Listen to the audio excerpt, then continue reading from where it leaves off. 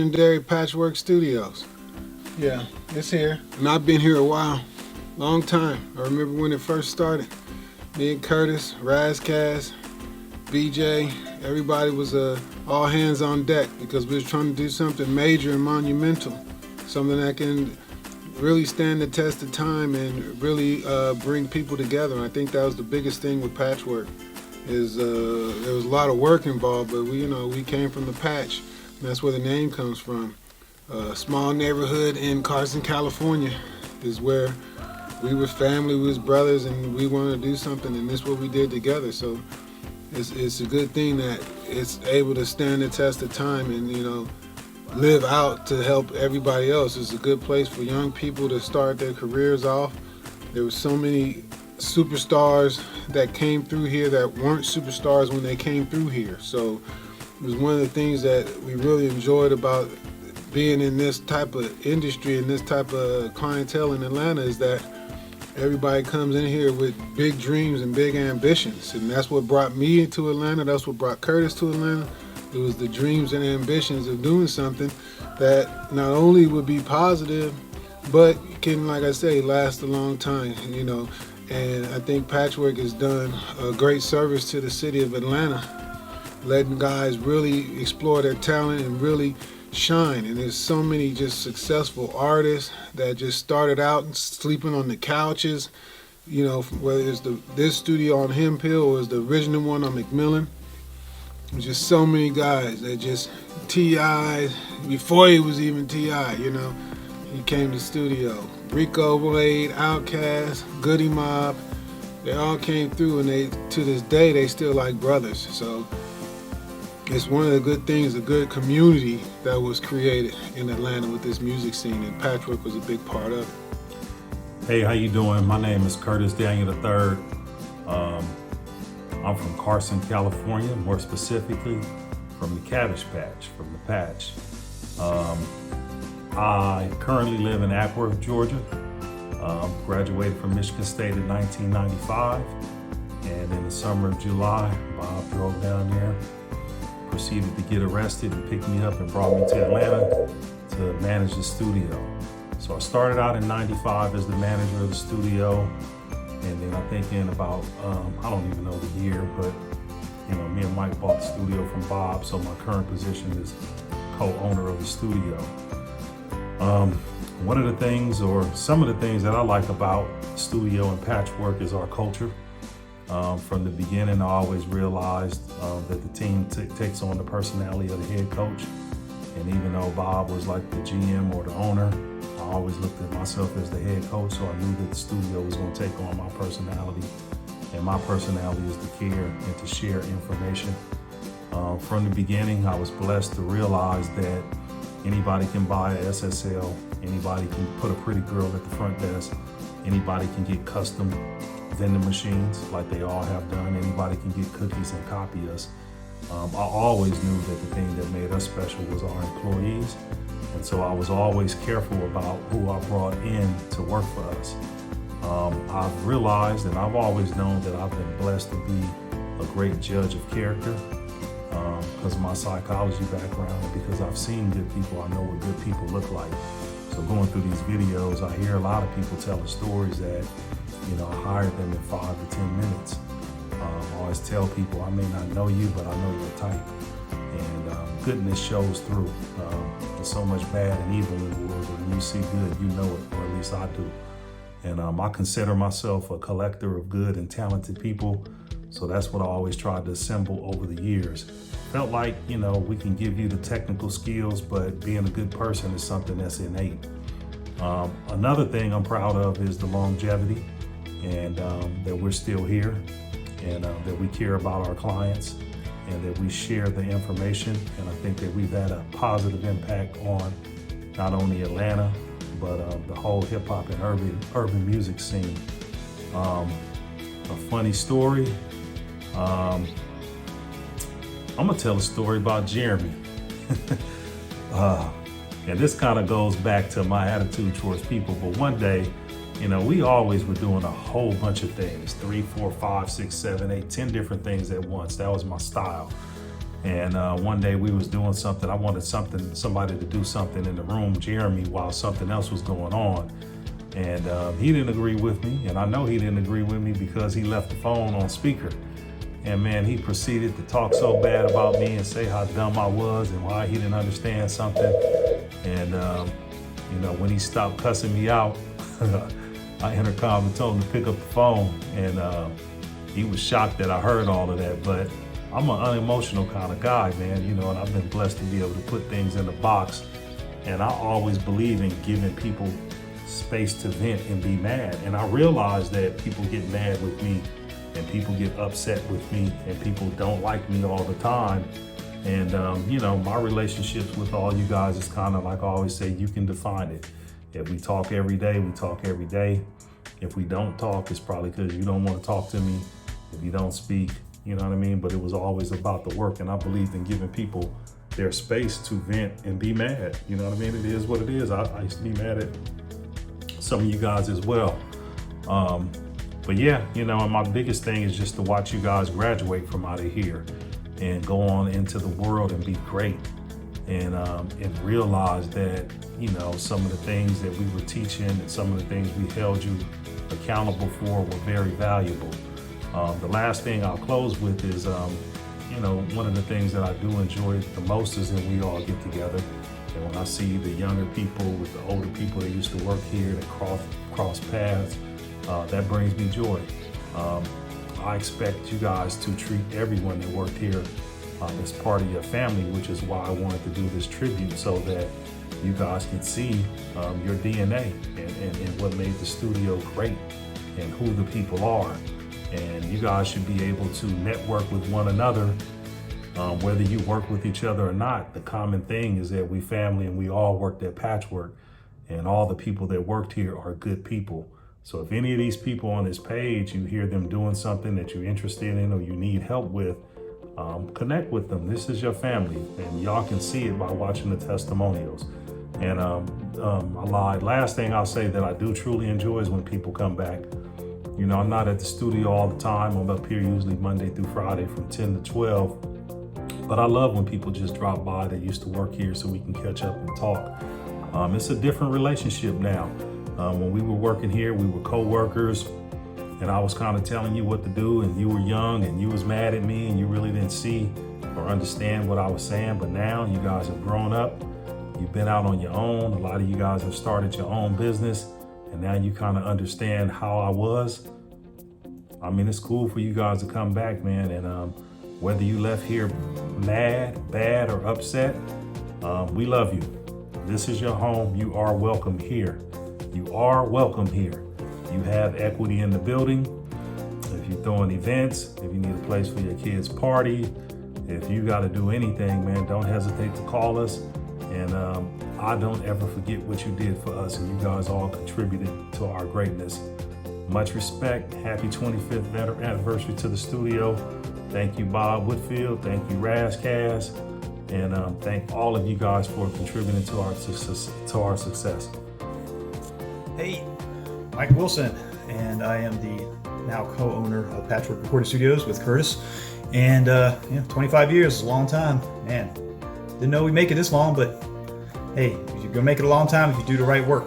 So just want to say, you know, I appreciate what it's taken for everybody to help us get to this point of 25 years. Patchwerk is more than just, it's not just a name, it's not just a location, it's not just a building, a studio, it's people.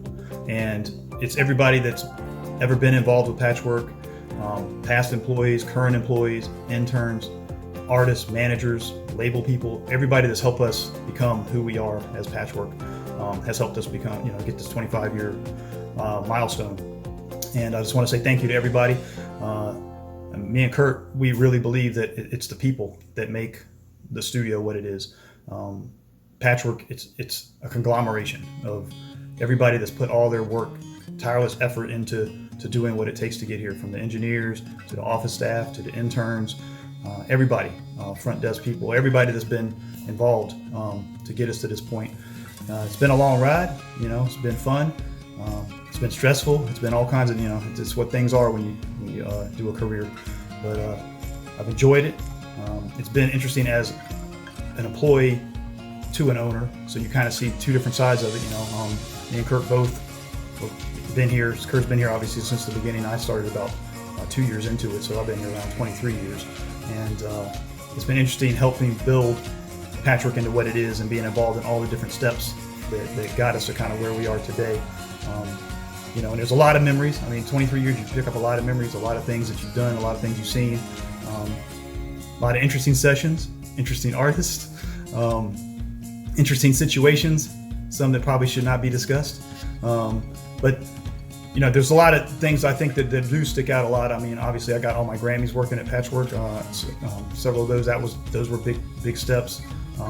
Building the big room, I was involved in all of that when we moved from the small spot over there on at 995 down the street. When we moved to the new building, and being involved in building that studio and coming up with a lot of the ways that things were laid out and all that, that was a big part of what I've done over the years. I really enjoyed doing that, and it was a different step for me. And of course, engineering, all the different things I've engineered and mixed over the years. Like I said, moving through the Grammys, and then actually purchasing the studio. Those are some of the bigger milestones I think that I remember going through Patchwerk, and kind of through my career. Half my life has been at Patchwerk, so it's a lot of memories, and I really enjoyed it. I've enjoyed the people, and I want to thank again everybody that's ever worked through Patchwerk, been at Patchwerk. You guys have done great as employees here, and then moving on for the things you've done afterwards. And I know a lot of people have come through there, and they've moved on to be great in other areas of the music industry and just other areas in general. We have a lot of great engineers. We have people that have moved on to work at labels, people that have become managers. So it's quite a variety of what people have done that have stepped through Patchwerk, and I think it's kind of it's a commemoration for everybody that's 25 years of what everybody has achieved in their time, working here and moving on. So I want to thank everybody. 25 years. I hope we keep pushing it on. We'll see how much more we can do. And everybody stay safe and keep it rocking. Patchwerk. Top of the morning. My name is BJ Kurt, and I've been at Patchwerk since the very beginning, the very, very beginning. I'm talking about before 995 McMillan. I'm talking about the basement of Bob's house in Alpharetta at 690 America's Cup Cove. And then with the label in LA at 10021 Tabor Street, which is all the way back to 94. And I started it with Bob and Curtis. Curtis came down from Michigan, I think, at the end of 94, maybe 95. And yeah, 95, which is when we opened up at 995 McMillan Street. So, long time. My fondest memories of Patchwerk, I cannot discuss on this video or in public, only in private. So if you see me, ask me in person, but plenty of fond memories. I would say the thing I'm most proud of is the longevity. There's plenty of businesses that don't make it past 2-3 years, let alone 10-15 years. So to be 25 years old is an accomplishment and a testament to Curtis and of course Mike and the foundation that was laid by the original folks who started it. And it was great timing, which just happened to be a coincidence that Bob got drafted to the Falcons, and we started when Atlanta was emerging as the music mecca that we all know today. And that's a major accomplishment. It's not too many folks in the music business that could say they've been in business for 25 years. You look at a lot of the labels, particularly on the hip hop side. 5 years, 10 years is a good run for the hip hop labels, that is. So 25 years is a major accomplishment, and I'm also proud of how many people have come through the doors of Patchwerk whose careers have been launched or have been majorly influenced by Patchwerk being the portal or the hub that it was.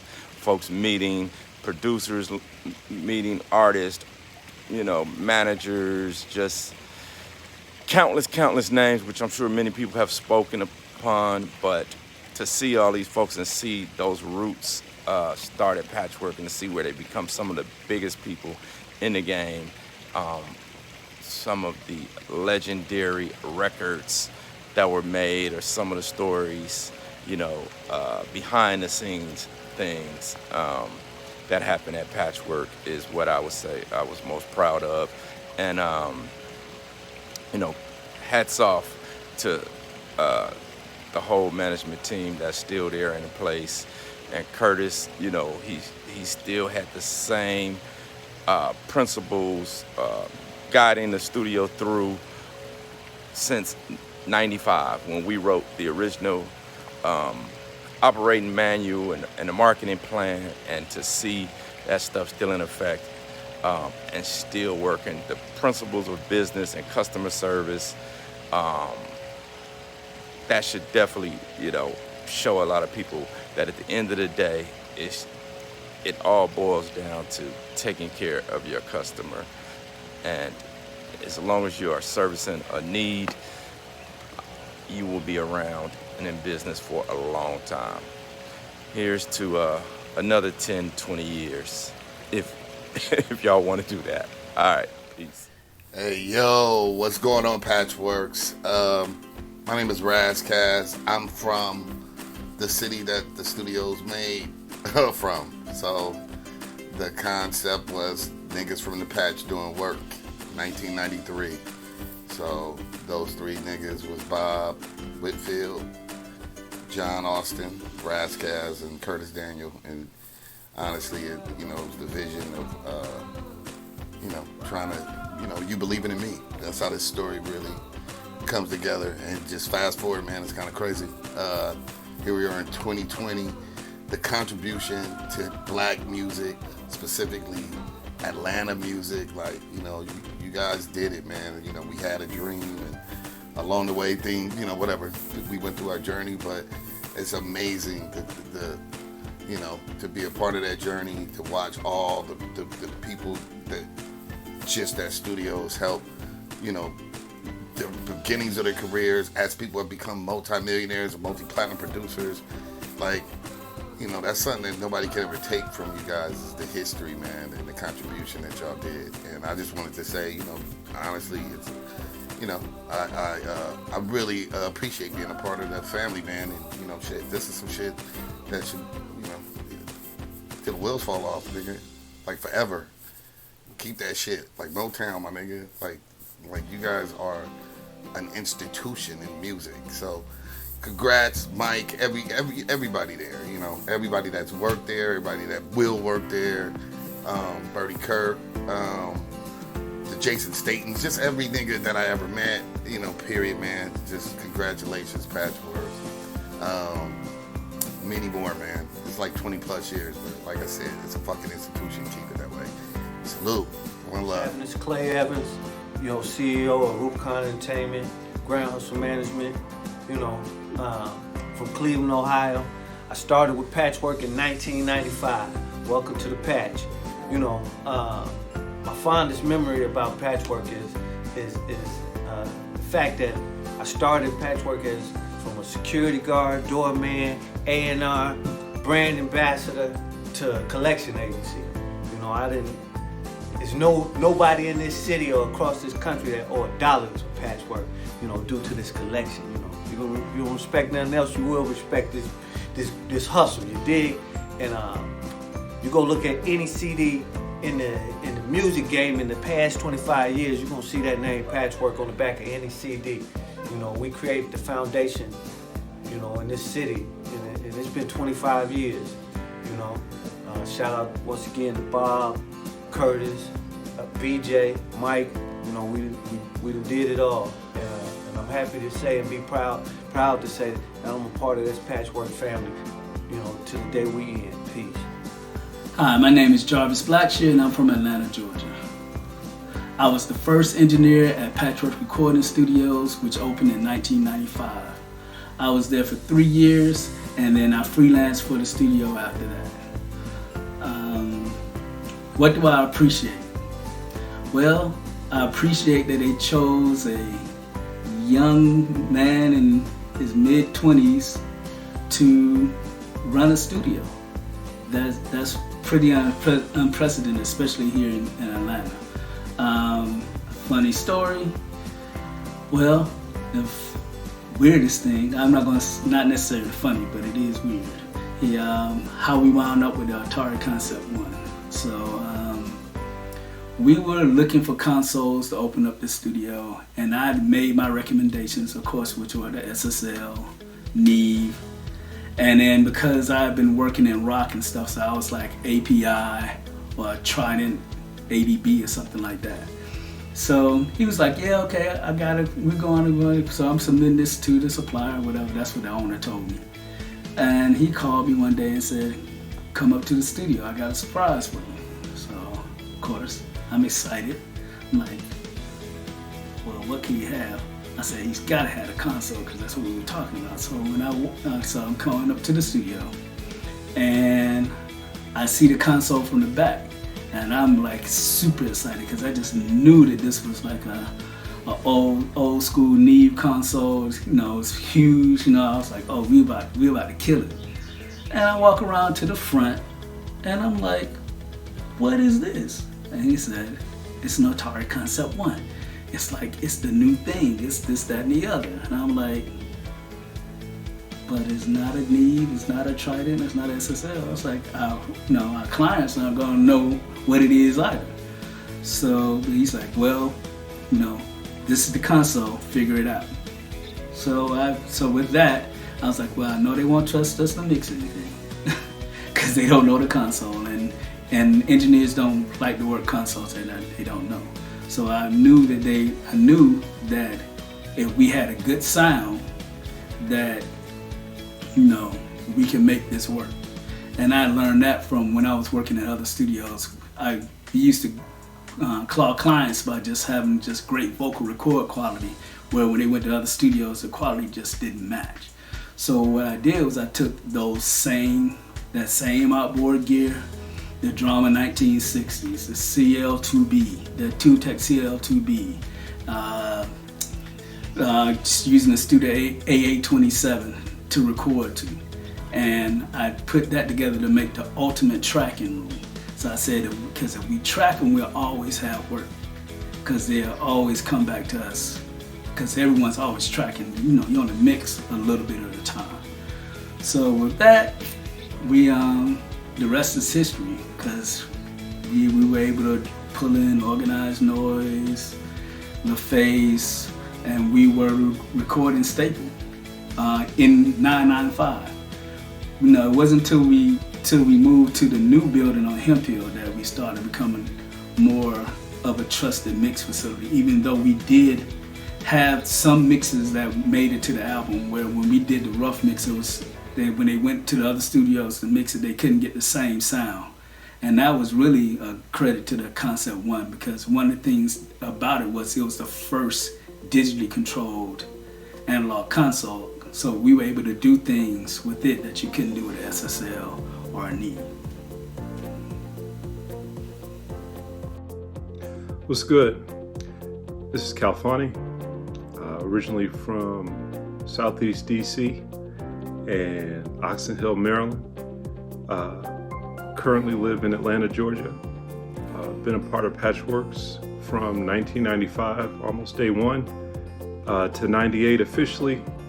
Continued to work at Patchwerks off and on up until 2008.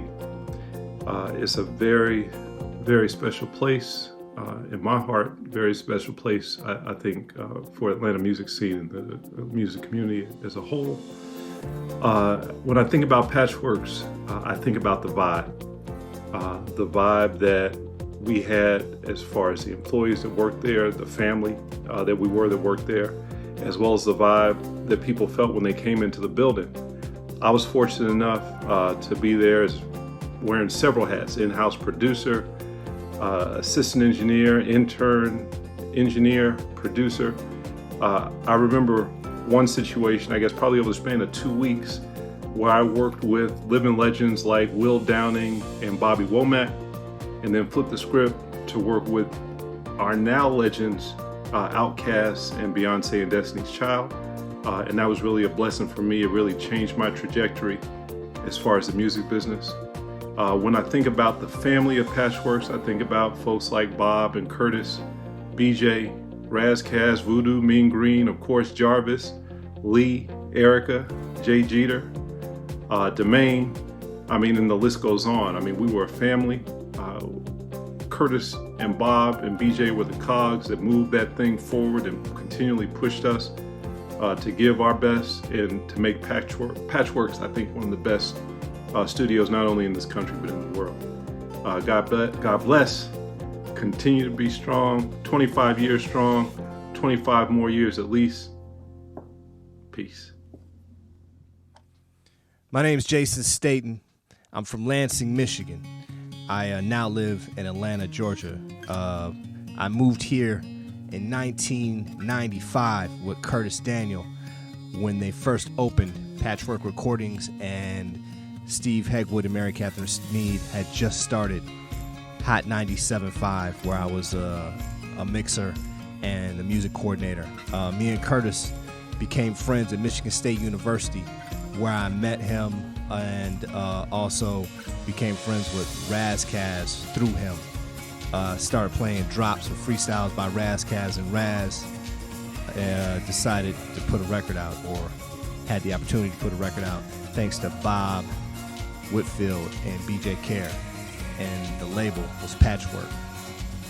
Shortly thereafter, when Curtis graduated, he moved to Atlanta to start Patchwerk. I came down with Curtis to help start Patchwerk and to work at Hot 97.5, which was at the time a brand new radio station. It's now Hot 107.9. Curtis was the studio, BJ was a record label, and there were a couple other artists on the label.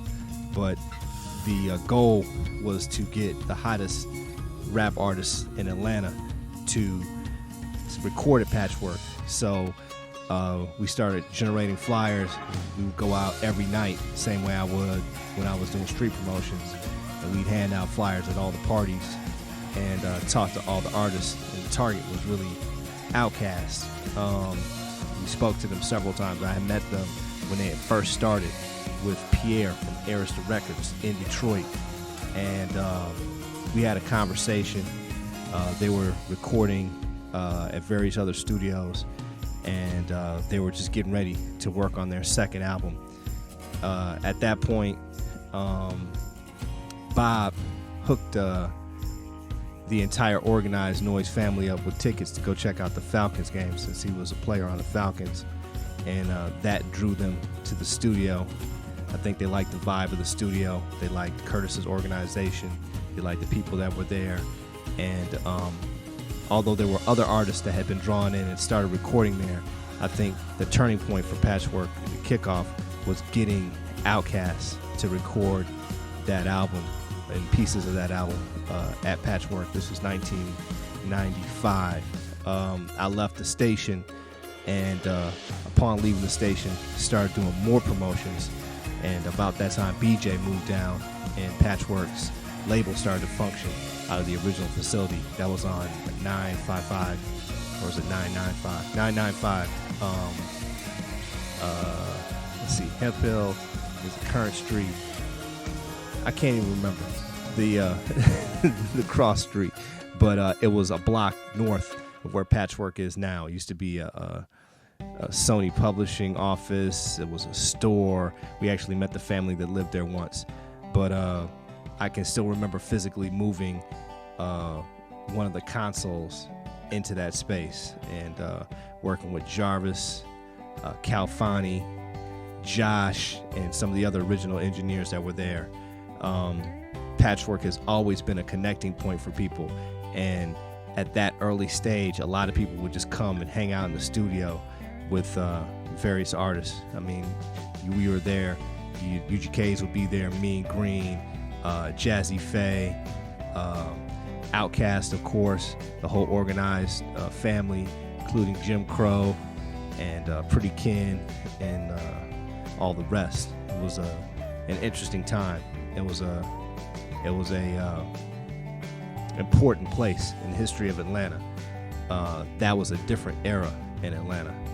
And I think Patchwerk was a huge cornerstone towards making Atlanta a respected and revered music scene. It already had LaFace Records. It already had Jermaine Dupri and So Def. The bass artists like Kizzy Rock, Smurf, Raheem the Dream, they were all here. Dallas Austin was already here. But Patchwerk brought an interesting type of professionalism and approach and an interesting business model to the city. I think that a lot of that has to do with Curtis's efforts. And sound-wise, they've always tried to top themselves and improve their sound quality. I think that's been paramount. So, happy anniversary, Patchwerk. It was definitely a thing, being part of that scene and working as an engineer there and helping to promote the studio and get it off the ground in its early stages. Without Patchwerks, I wouldn't be in Atlanta. I am Lee Whitaker. I am from and currently live in Philadelphia, but I went to school in Atlanta at Clark Atlanta University. So in the summer of 1995, it was about to be the start of just before the start of my senior year. I was working in a sandwich shop on 10th Street, across the street from 995 McMillan. And I remember that Curtis had come in there one day, for lunch or whatever. Took his order, waited on him, got it together, whatever. He went on about his business. But he came back later on that day and he said, hey, listen, I run this studio, across the street, and I'm looking to hire somebody to do something, right? I don't remember exactly what he said. But somebody working in a sandwich shop was like, yeah, working in a recording studio has got to be better than working in a sandwich shop, right? So I'll go on a tour, go over to the studio, go on a tour. I don't even think I had like a title or anything. Like, I don't even know what the position was for, but I started working there not that long after that. And I did all the things, so I answered the phone and buzzed the door and cleaned the bathroom. And, there was a lot of late nights because, musicians don't record during the day. Well, and I had class during the day too. And so that meant a lot of mornings that I would go to class and not have gotten any sleep. But it was a lot of fun and it was exciting. So Bob and BJ and Curtis, like, here were these guys, these young black guys who had an idea about how to build, this little studio at the time into the powerhouse studio that it is today. And these guys weren't much older than me. And so it was exciting, right? It was a lot of work though. Like, it was a lot. I could tell a lot of stories about that studio, but you know what they say, what happens in the studio stays in the studio. But it was also like a lot of fun. And I think, in the time I worked there, we became a family. I mean, Bob and Curtis even threw my 21st birthday party at the studio, and like everybody in Atlanta came. So like, imagine me, this kid, away from home, about to graduate from college, got all these people to come to my birthday party. So it was a really good, fun time. And so here we are 25 years later, and I still keep in touch with Curtis, and Erica was there. Like, I mean, we're definitely like a family. So happy 25th anniversary, Patchwerk. Peace. This is Voodoo from the Western Hemisphere, out of South Central LA. I guess we legendary already. I don't know. But, 20 some odd years ago, probably the best thing that ever happened to me was I ended up being signed to Patchwerk. I think I may have been the second artist on Patchwerk after Razcast. To this day, I still speak about it because everybody around that era that's still around still talks about it. They talk about the records that we did 20-something years ago like they were released last month, you know what I'm saying? So we knew at the time what we were doing, but we didn't have the forethought of thinking, oh, this is going to be hot in 25 years. We didn't know that, you know what I mean? We just making records, you know what I'm saying? These little kids, just talented, coming out of our pores, you know what I'm saying? We was doing it. It was me, Raz, Bird, Mean Green, we were like the foundation of Western Hemisphere and the first, artists on Patchwerk. So I love them for that. I appreciate that. Curtis, Bob, BJ, we were a hell of a team, and I learned the things that I do now musically. I learned then. You know what I'm saying? At that time, that's when I learned the knowledge that I got now is what I learned back then, 20-something years ago, and I still use it today. I look at it now. I was responsible for the first singles off Patchwerk, and I didn't know that until I turned around. I was like, "Oh, hold up!" When you're working so hard, you're not really worried about a lot of things. You're just doing what you love to do, and you just go on to the next record. Lo and behold, with the first song I think that was recorded and with a Patchwerk label on it, if I'm not mistaken, was probably Won't Catch Me Running that Bird produced, and I produced the B-side, Remain Anonymous. They still talk about that song today. We were dropping bombs even back then. That's just what it is. And after that, we started working on Raz's record, Solo on Ice. And a lot of people I've talked to or heard throughout the years, and even this year, some folks on online that's got a big following, Red Pill, Blue Pill, all those cats, hip hop heads that, got a lot of their knowledge and, beginning of their knowledge from hip hop. They always talk about Solo on Ice and specifically Nature of the Threat that I produced, and was sitting there as Raz wrote the song, and as we, because we was all at one time real tight brothers, so we was in the same room doing all this stuff. But I produced Nature of the Threat. It was actually a song for my record that I had produced a year earlier, and he heard it. It was a 7-minute song. Nobody had ever done it, and it flipped. It changed, completely changed sounds in the middle of the record to keep the listener there. And right now, it's basically a certified classic. Everybody love it, and I love the fact that people love that record because I love it to this day. And it taught a lot of cats.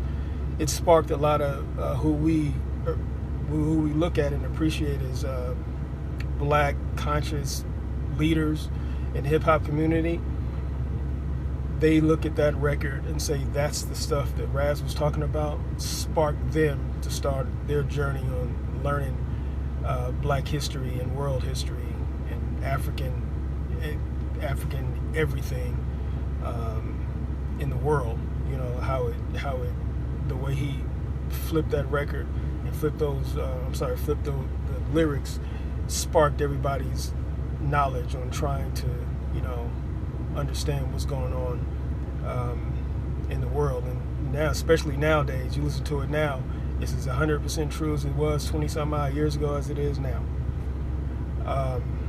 Then I went on to just do more songs on Solo on Ice, and did Mean Green Smoking Section, did his single, Fat Sacks. It just went on, and I did my record, Dark Regions.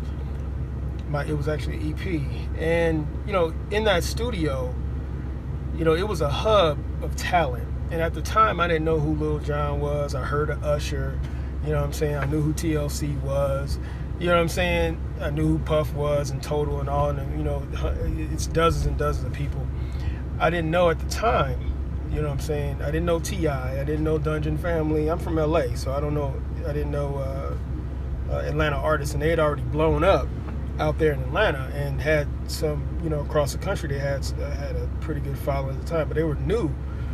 But I didn't know at the time, I'm in there playing pool with T.I. and didn't know it, that kind of stuff, and sharing drinks with Lil Jon, and they in the studio, and there's a kitchen in the studio, and there's a lounge and everything. There's a pool table. We out there having fun.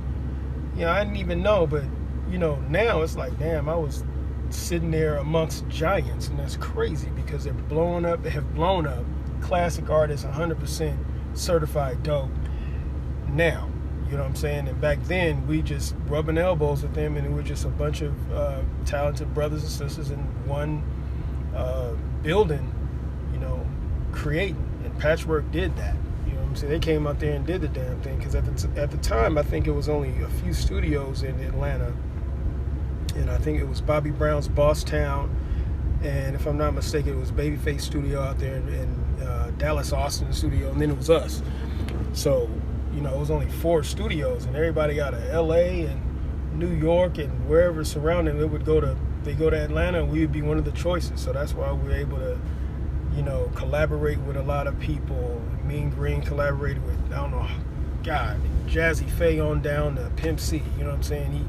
He did his thing, and you know, we all look at that now, and we're still doing the same thing, still making music, and we're looking at it now. It's like, damn, that can probably never be repeated. That was an incredible frat we belonged to, you know, and I love them for it. And I'm talking about BJ, Bob, and Curtis, and everybody else that worked at Patchwerk at the time. That used to be our street team, and used to go out sniping stuff, and we would send stuff to different, send material out to different parts of the country, and they would be putting our flyers up, and you know, the traveling, the tours, all of that, man. It was just an incredible experience for me, and I know it helped all of us grow as artists, as men, you know, and I love them for that.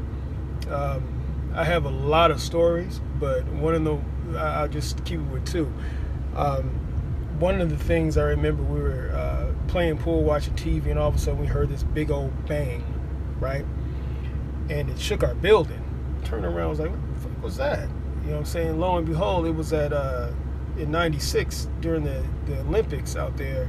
That dude who did his bombing or whatever, that terrorist, domestic terrorist, it was that. And at the time, I can't remember all the people that are celebrities now that were in the studio with us, but we all kind of, you know, paused for a minute, didn't really go back to whatever, but we turned on the news and ended up, you know, that was one of the first, like, terrorist type things that had happened. And we was like, God damn, this really happened here in Atlanta. You know what I'm saying?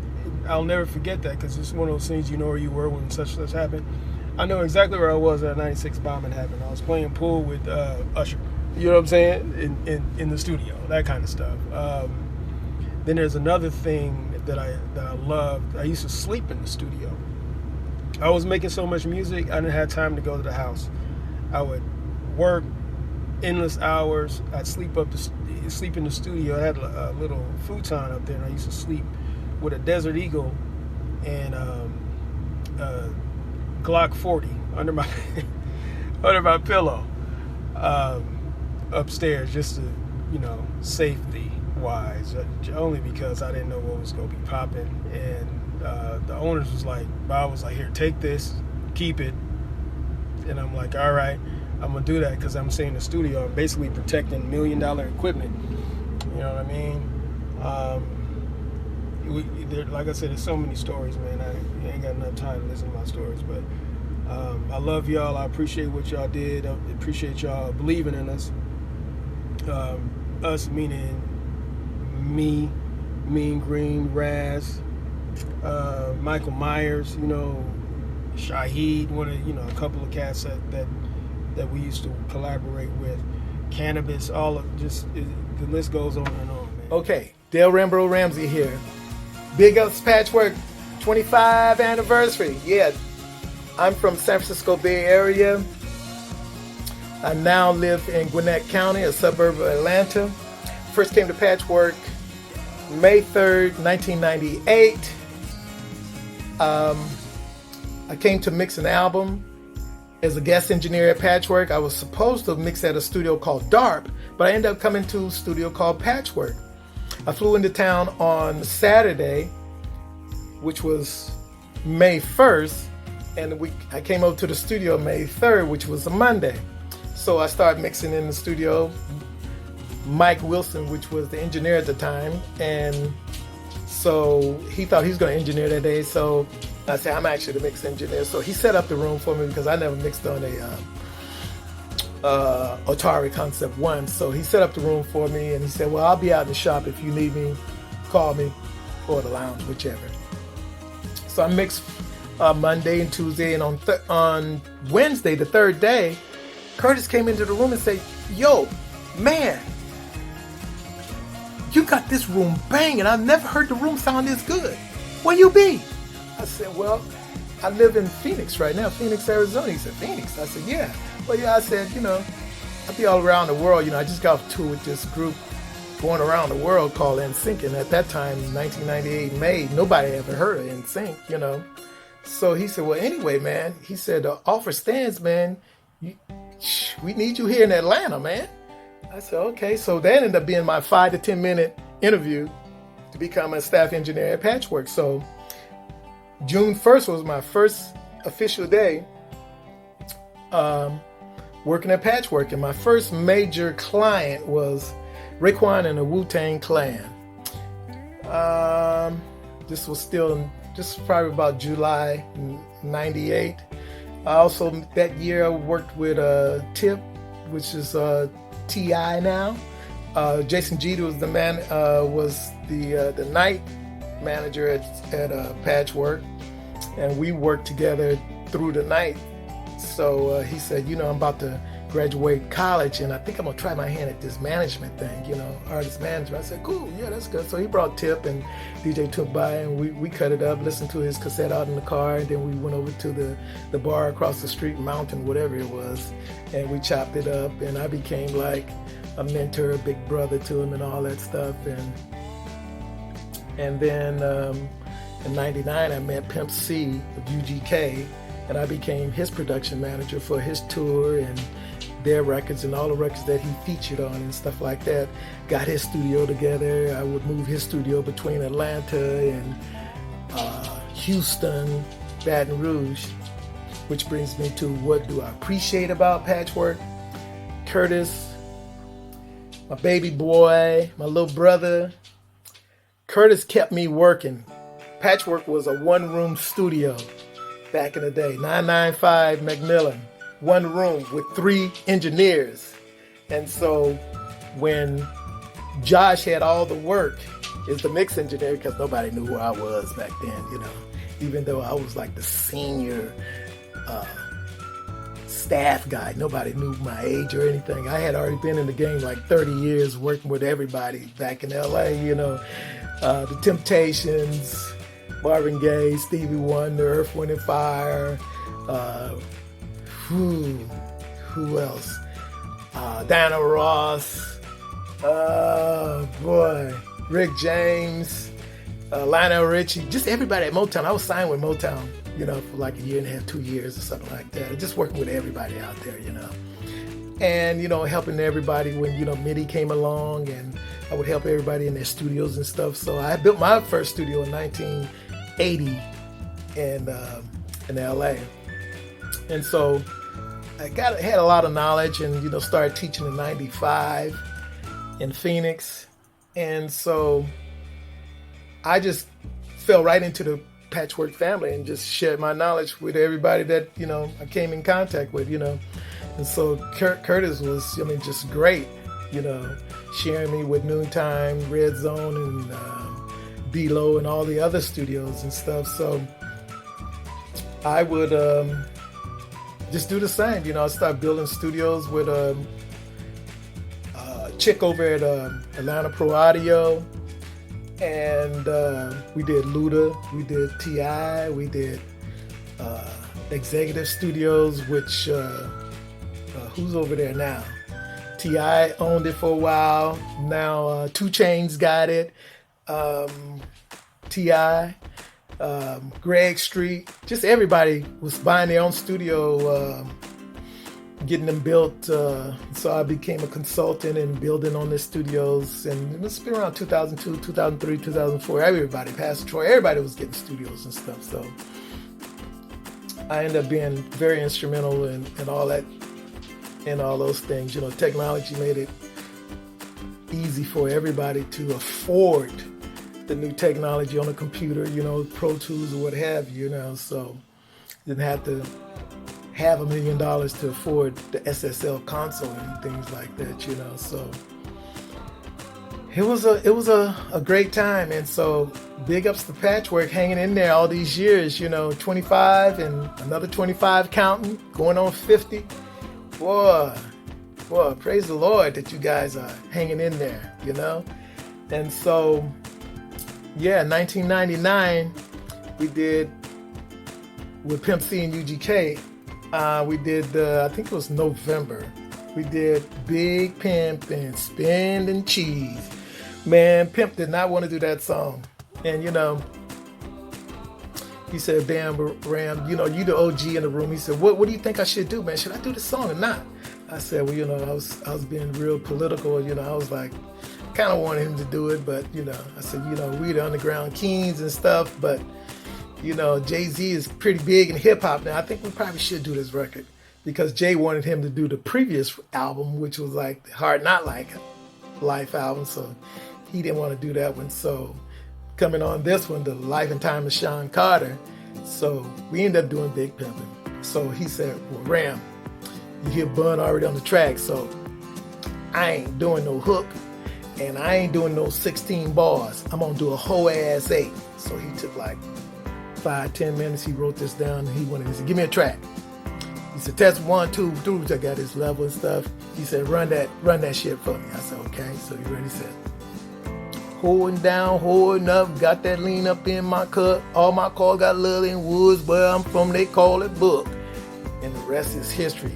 You go to a Jay-Z concert right now, Jay-Z don't even say nothing. He just holds up the mic and the crowd just sings Pimp C's verse. And it's been like that since day one. And, that's Jay-Z's biggest song to this day, and Pimp was happy he did it after all, God bless his soul, him and Mama.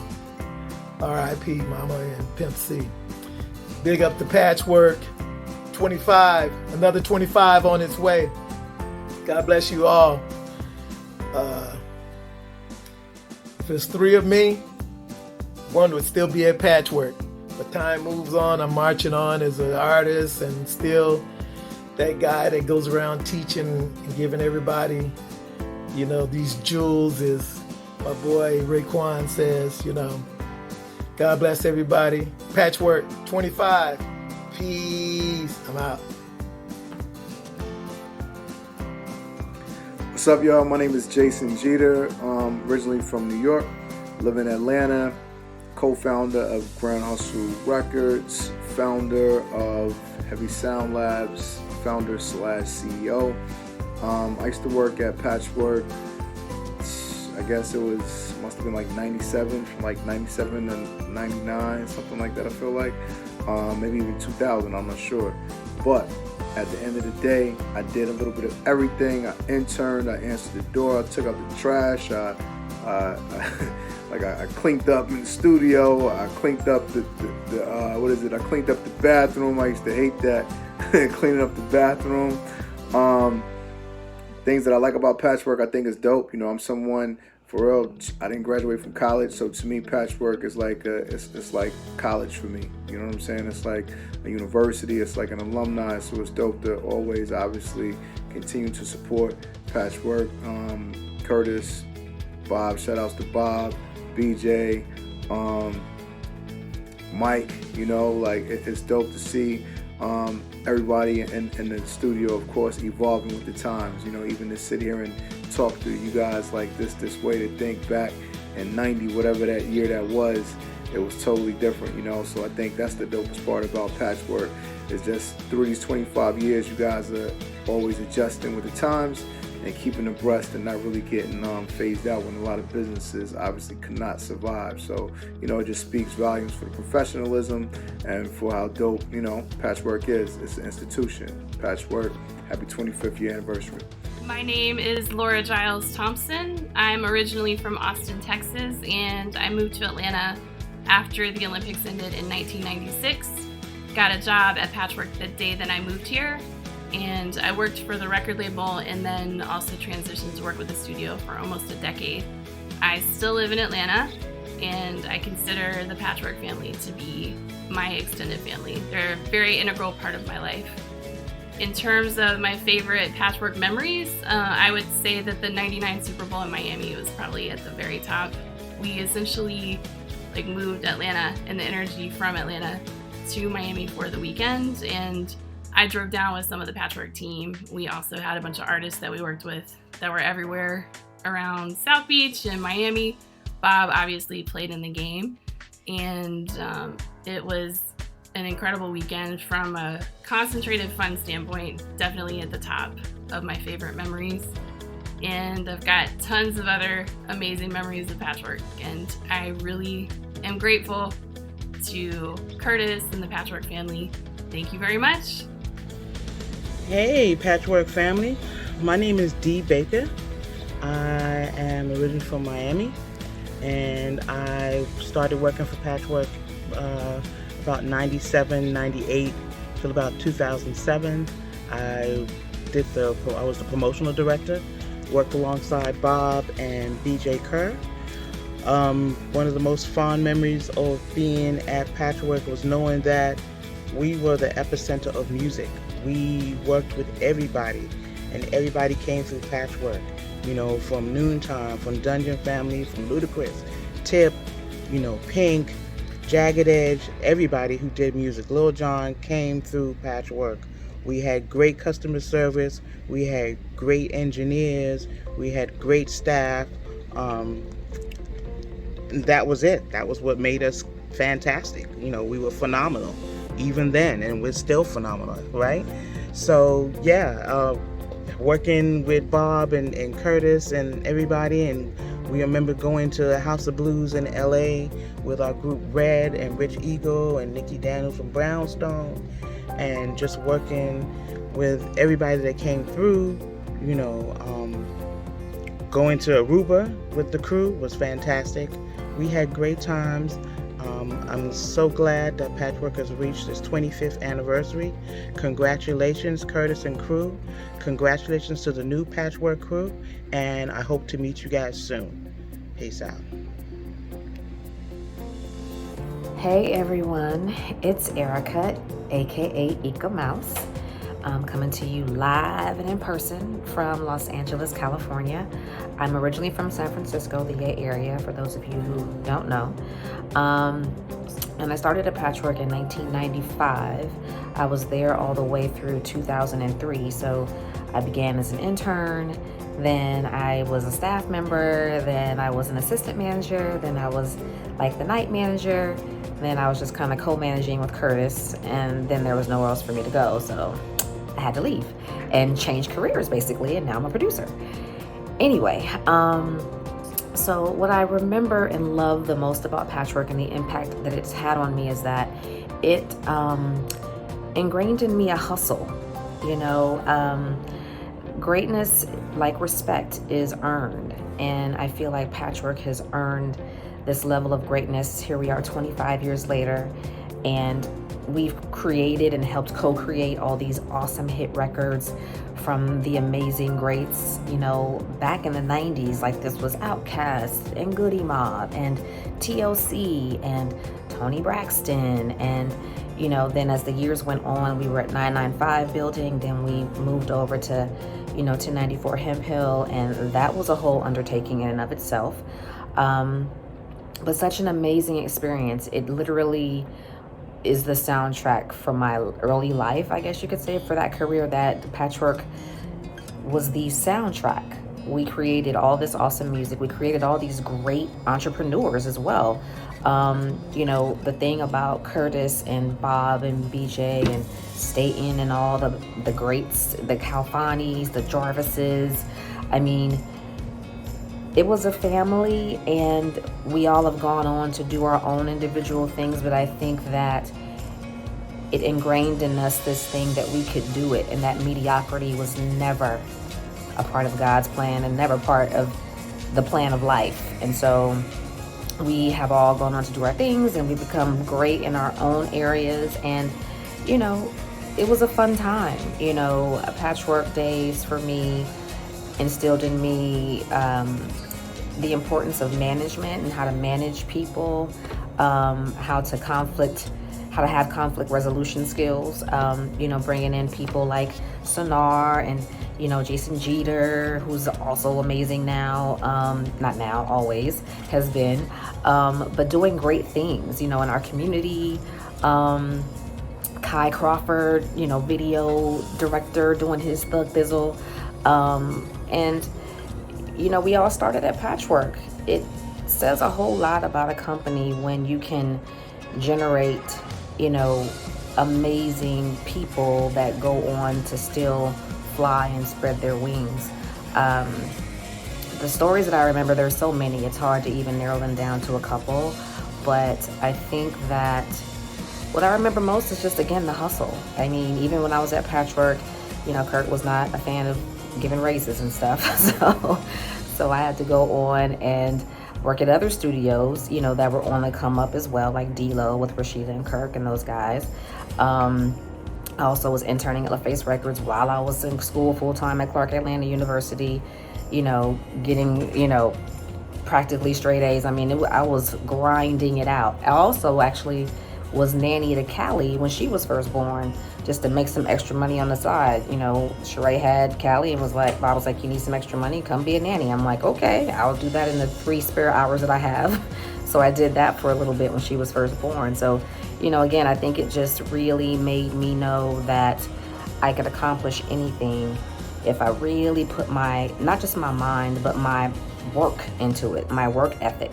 And I talked about this in my longer interview, is that my work ethic, I learned, a lot from my dad, but I think at Patchwerk, it helped me put that into action and to really strive to just be great and excellent, Black excellence. That's where all of that began for me. So I salute Patchwerk. It is home. It is where it all started. And I love all of you from the beginning, Lee and Kurt and Bob and BJ and Staten and Laura, we had Jason, the Jeter, and Kai and Sonar, and it was a really tight-knit family, and I haven't seen many of you in many, many years, but all love, all respect, and happy anniversary, Patchwerk. Mwah, mwah, mwah, mwah, mwah.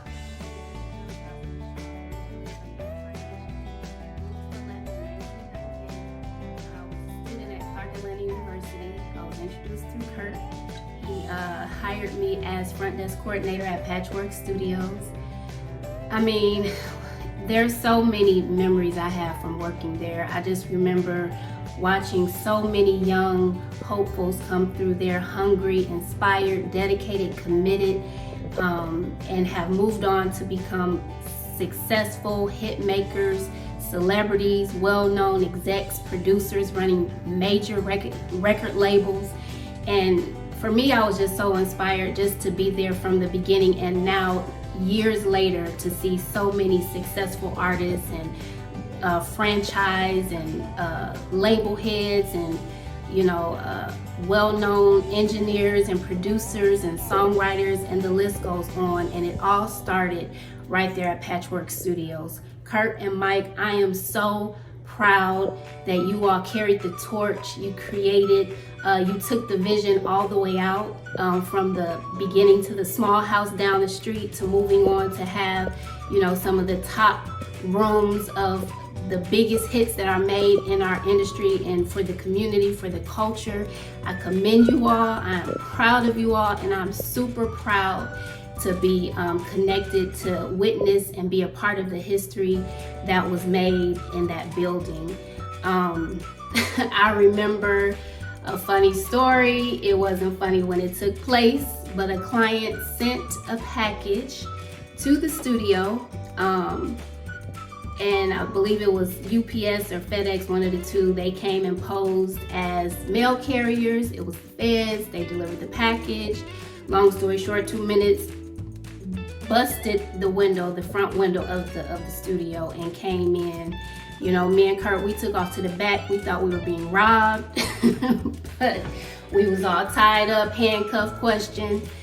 But after it was all over, you know, and things smoothed out and everything was explained, Kurt, I will never forget the disappointment that I saw in your face and your demeanor, because I know that is not what you represented. I know that's not what you wanted to be labeled as, and you and Bob were trying to create something positive for our community, for our people, and you did not want to be labeled or connected to that in any way. And I just will always remember you being a great leader, a great friend, a great mentor. You allowed us to explore, connect. There were so many resources, and you know, the sky was the limit there. And 25 years later, it's a true example of so many people, so many hungry artists that were just getting started in the game, and you know, get off late night work, get off shifts, being out and come in and commit. You all created an atmosphere of inspiration. It was all positivity, it was all good energy, and it was all love. And those seeds have been planted in me. I'm glad even when people see me and they recognize me, they remember me from Patchwerk and being a part of, you know, that place in some way. And it is an honor. I am proud. I'm proud to see you all have just carried the movement out. And I hope that you all have continued success and prosperity, and you stay blessed. And if you ever need a good, great, knowledgeable, dedicated real estate agent, holla at your girl. God bless. Love y'all.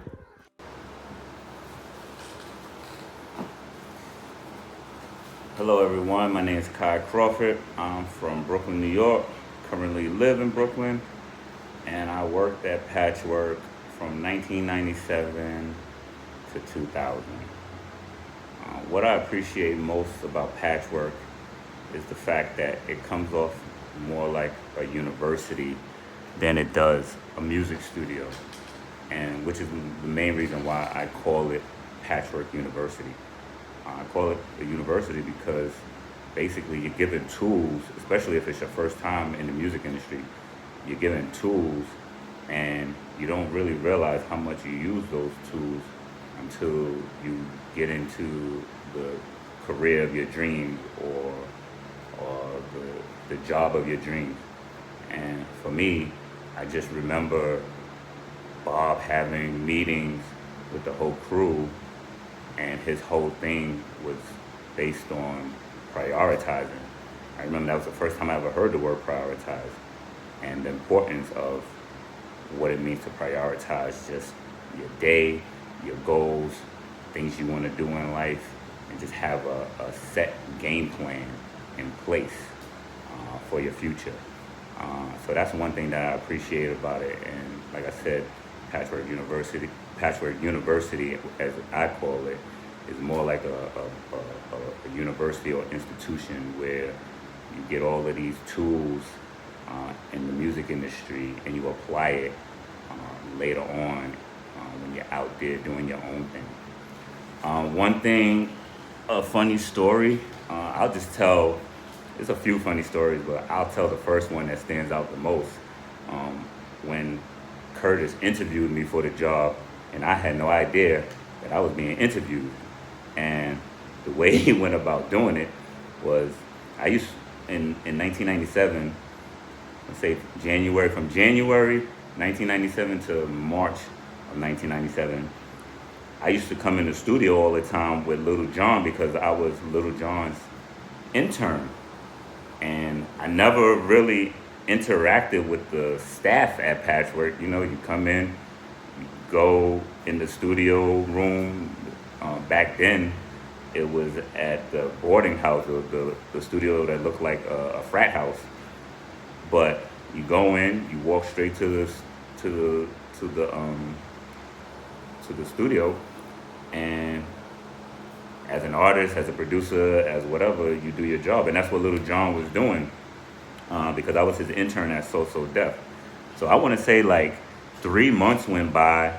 Let's say March 1997 comes along, and out of the blue, I seen Curtis a lot, but I never knew what he did. I never knew he was the owner of the studio. I never knew nothing about what he did on a day-to-day basis at Patchwerk. All I knew is that I saw him there. He was always in his office. He never came out. He was always by his computer. So it really wasn't much that I knew about him. But he came up to me one day and he was like, "Hey man, what do you do?" And I said, "Oh, I'm Little John's assistant.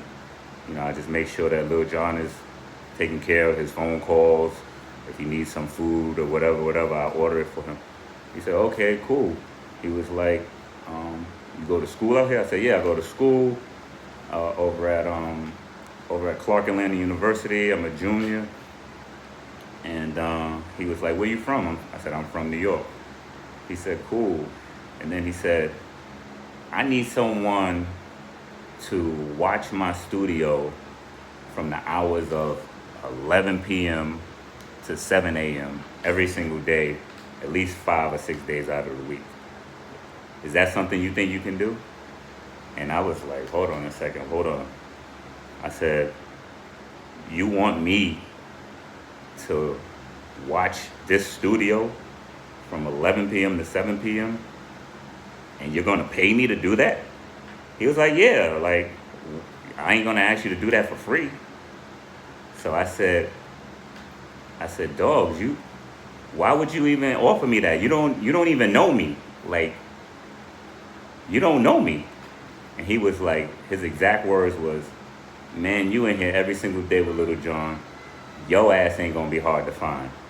And I was like, dang. I was like, "But you trust me?" I was like, he's like, "Look, man, do you want the job or not?" I was like, "Yeah." So he was like, "All right." So mind you, it's like 3 o'clock in the afternoon. He said, "All right, be here tonight at 10:45. I was like, hold on, wait. You want me to start today? He was like, "Yeah." So I was like, all right, cool. I was like, generally, how I know an interview goes is you dress up in a suit and tie, and you come to the establishment, and you get interviewed one-on-one. You hand in your resume, and a week later, you find out if you got the job or if you're not. Here it is. Curtis just rolled up on me out of nowhere, started asking me questions, and literally gave me a job within a 5 to 6 or 7 minute conversation. So I always thought that was funny because I never knew where my first dollar in the industry, in this entertainment industry, would come from. And it definitely came from Patchwerk. And I really, really appreciate Curtis for taking that chance. Another funny story, might not be funny, but I thought it was pretty interesting, and I kind of like to take credit for the person's verse on this song. But I remember at the current studio now, when it just had finished being built, UGK had a session there, but only Pimp C showed up because Bun B was out shooting a video in Trinidad for the actual song that Pimp C was laying his vocals to. So Pimp C comes out of the studio session, and I'm doing my work at my desk, and he says to me, he said, "Hey, blood, where you from?" I'm like, "I'm from New York." "Why?" He said, "Perfect. I want your opinion on something. I want you to hear this verse that I did." He said, "I'm not really feeling it, but I need someone from New York to really tell me if it's whack or if it's hot." And I'm saying to myself, man, I don't know about that. Like, I don't know. I be trying to be as honest as I possibly can when it comes to people that want me to judge their rhymes and stuff.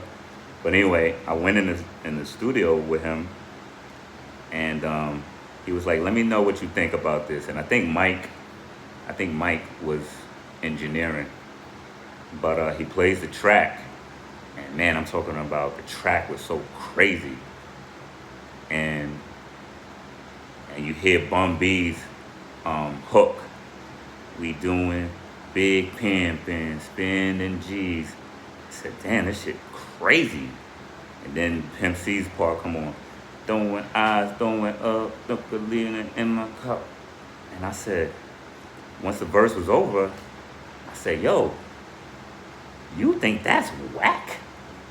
I said, I said, "You spit on that, man. Like, you came crazy on that." He was like, "Yeah, I know, but he said, I don't like it. I don't like the record. I don't like the beat. I don't like my rap. And I said, you don't like what you just put down? Like, that is so hard. I said, you need to keep that. He said, man, this ain't even my record. And I said, well, whose record is it? He said, it's Jay-Z's record. And I said, this is Jay's record and he put y'all on it? He said, yeah, man, they waiting for me to do my verse because they in Trinidad right now doing the video, and I need to be in Miami next week so that they can do my part because I can't leave the country. He couldn't go to Trinidad. So I said, yo, keep your verse. He said, you want to hear Jay-Z's verse? I said, yeah. So he plays Jay's verse, and I was like, yo, Jay killed it. And he played Bum's verse. I was like, yo, this record, I said, this record is out of here, dogs. Trust me, this record is out of here. I said, who did the track? He said, Timbaland did the track. I said, dude, you gotta be out of your mind if you don't think that this record is gonna be a hit and you ain't come hard on it. So he's like, all right, man, I'm gonna keep it just because you said that it's hot. But I ain't feeling this record. I ain't feeling this verse. I ain't feeling none of this stuff. So rumor has it that after he kept the verse,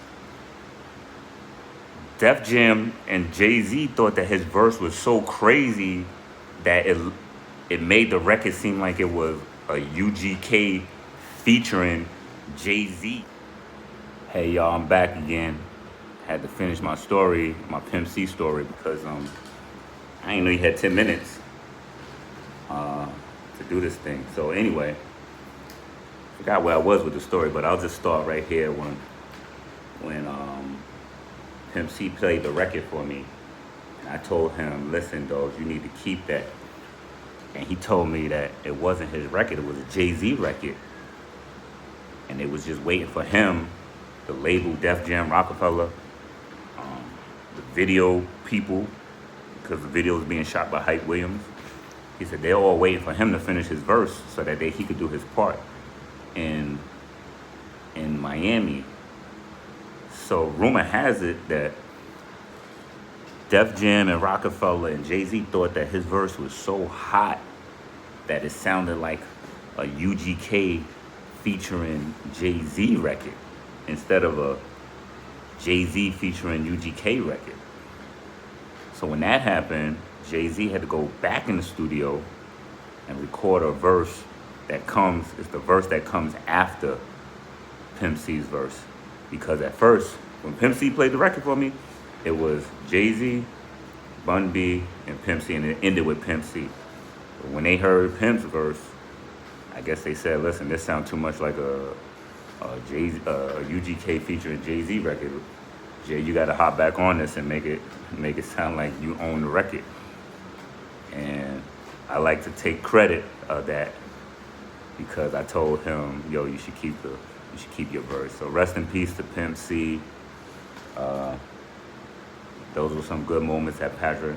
Probably got one more story now that I got a full 8 minutes or full 10 minutes going on. This will be short. When I was first hired at Patchwerk, I was scared to death, man. It was my first time in the getting paid to be in the music industry, and I just didn't want to mess that up.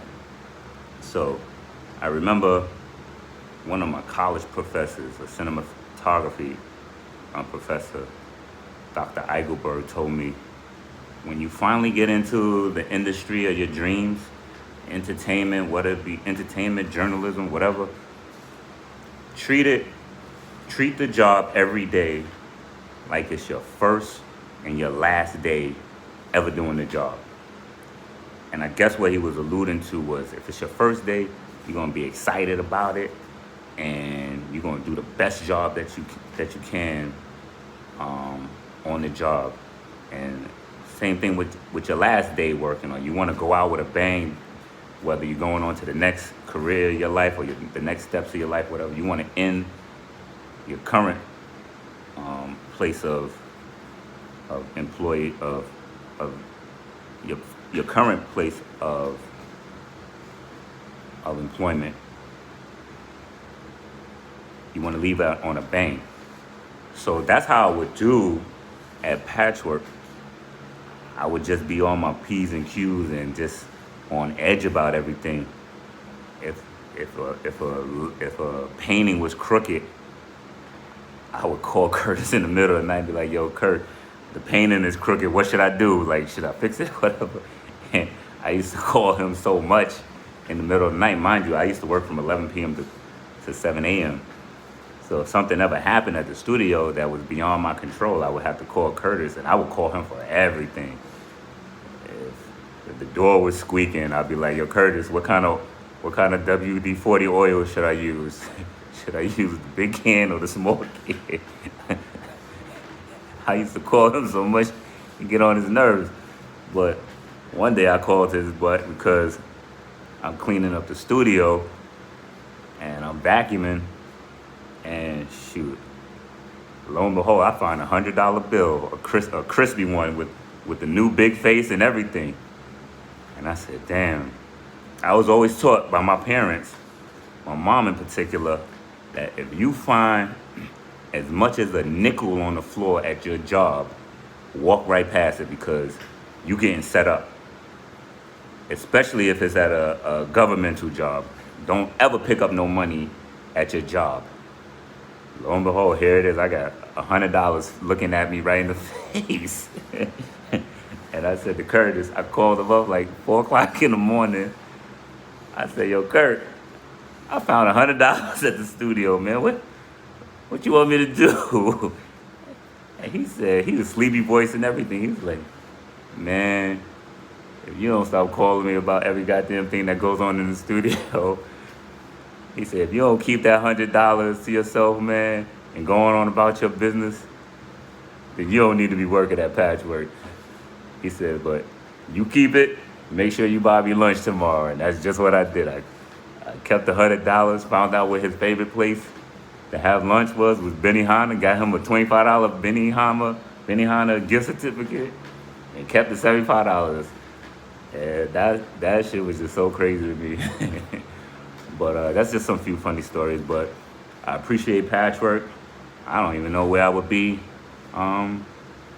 if I just didn't know where I was going to start in this business. And to start there and to see them still up and running through recessions and COVID-19 viruses and all other stuff too, man. Just a whole bunch of stuff over the 25 years that I know of, that I'm sure you've heard of, that they've gone through recessions, everything. It's good to see that they still on track. They got some forward thinkers there, and as the executives, Mike and Curtis. And I remember everything from going on retreats to Aruba to just everything. I just had a ball. I'm glad my journey started there. And my goal really is to one day, in my vocation, be able to book a session with Patchwerk and bring an artist there to either record or an actor there to record for a movie or something that just has never been there, or to help Patchwerk do something that they haven't touched yet, which I don't think they've done much except for soundtracks on movies. I don't think they've done, like, maybe they have, but I want to do something like that. That's my goal.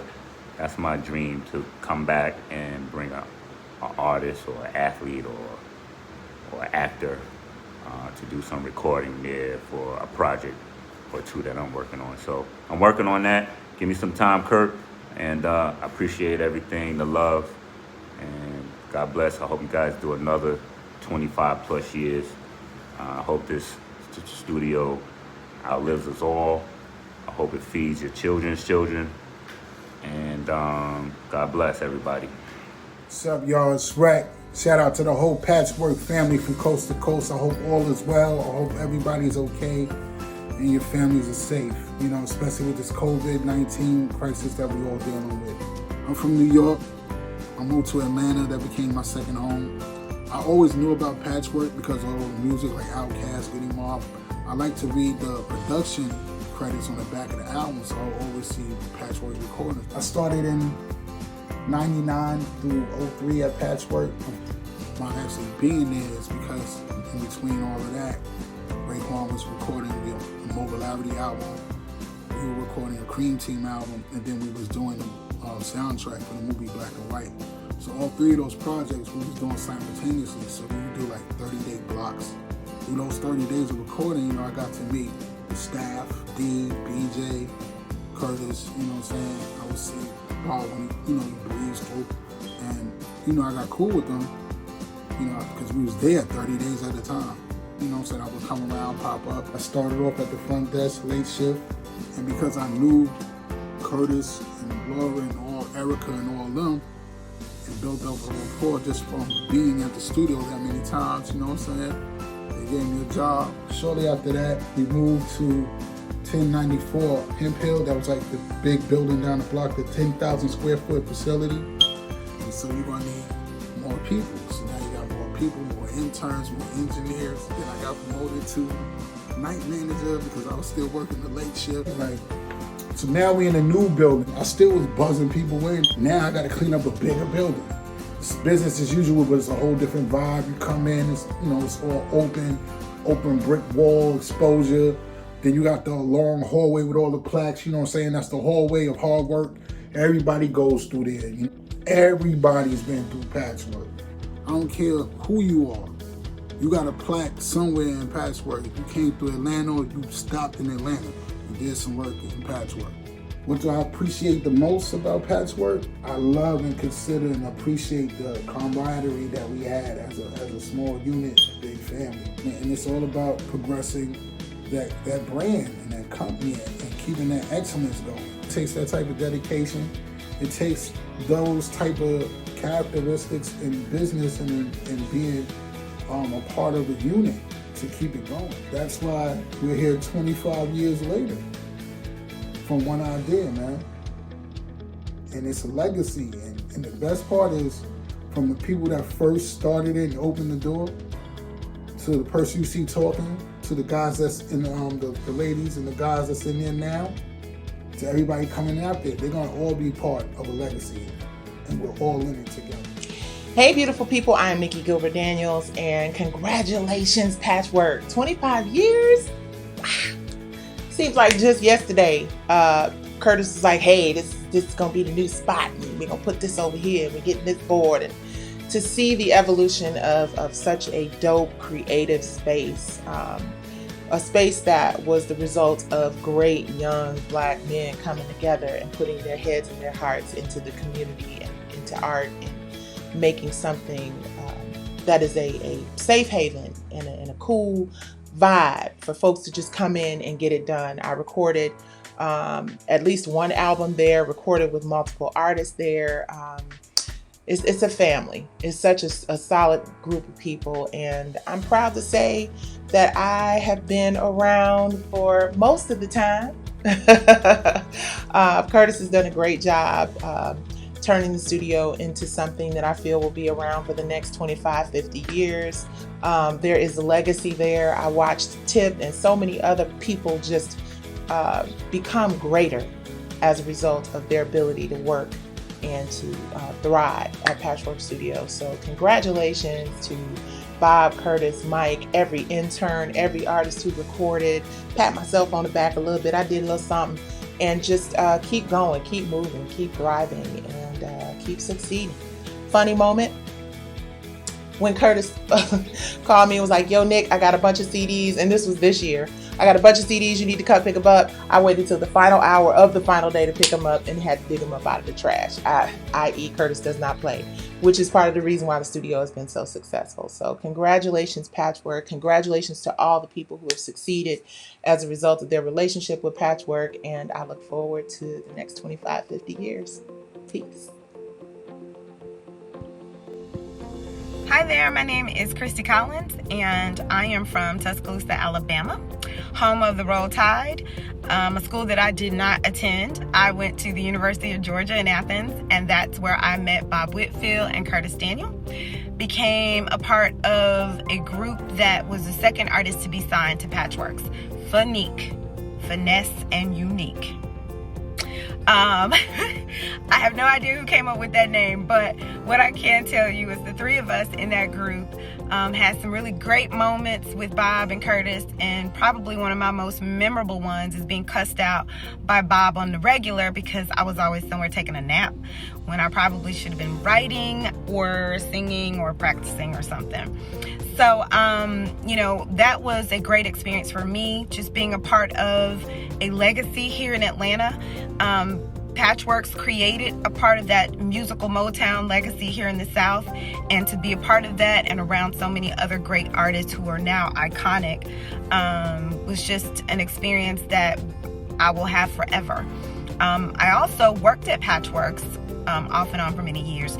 So Patchwerk's not only was not only my label and my place of employment for a while, but it was also family, a place I call home.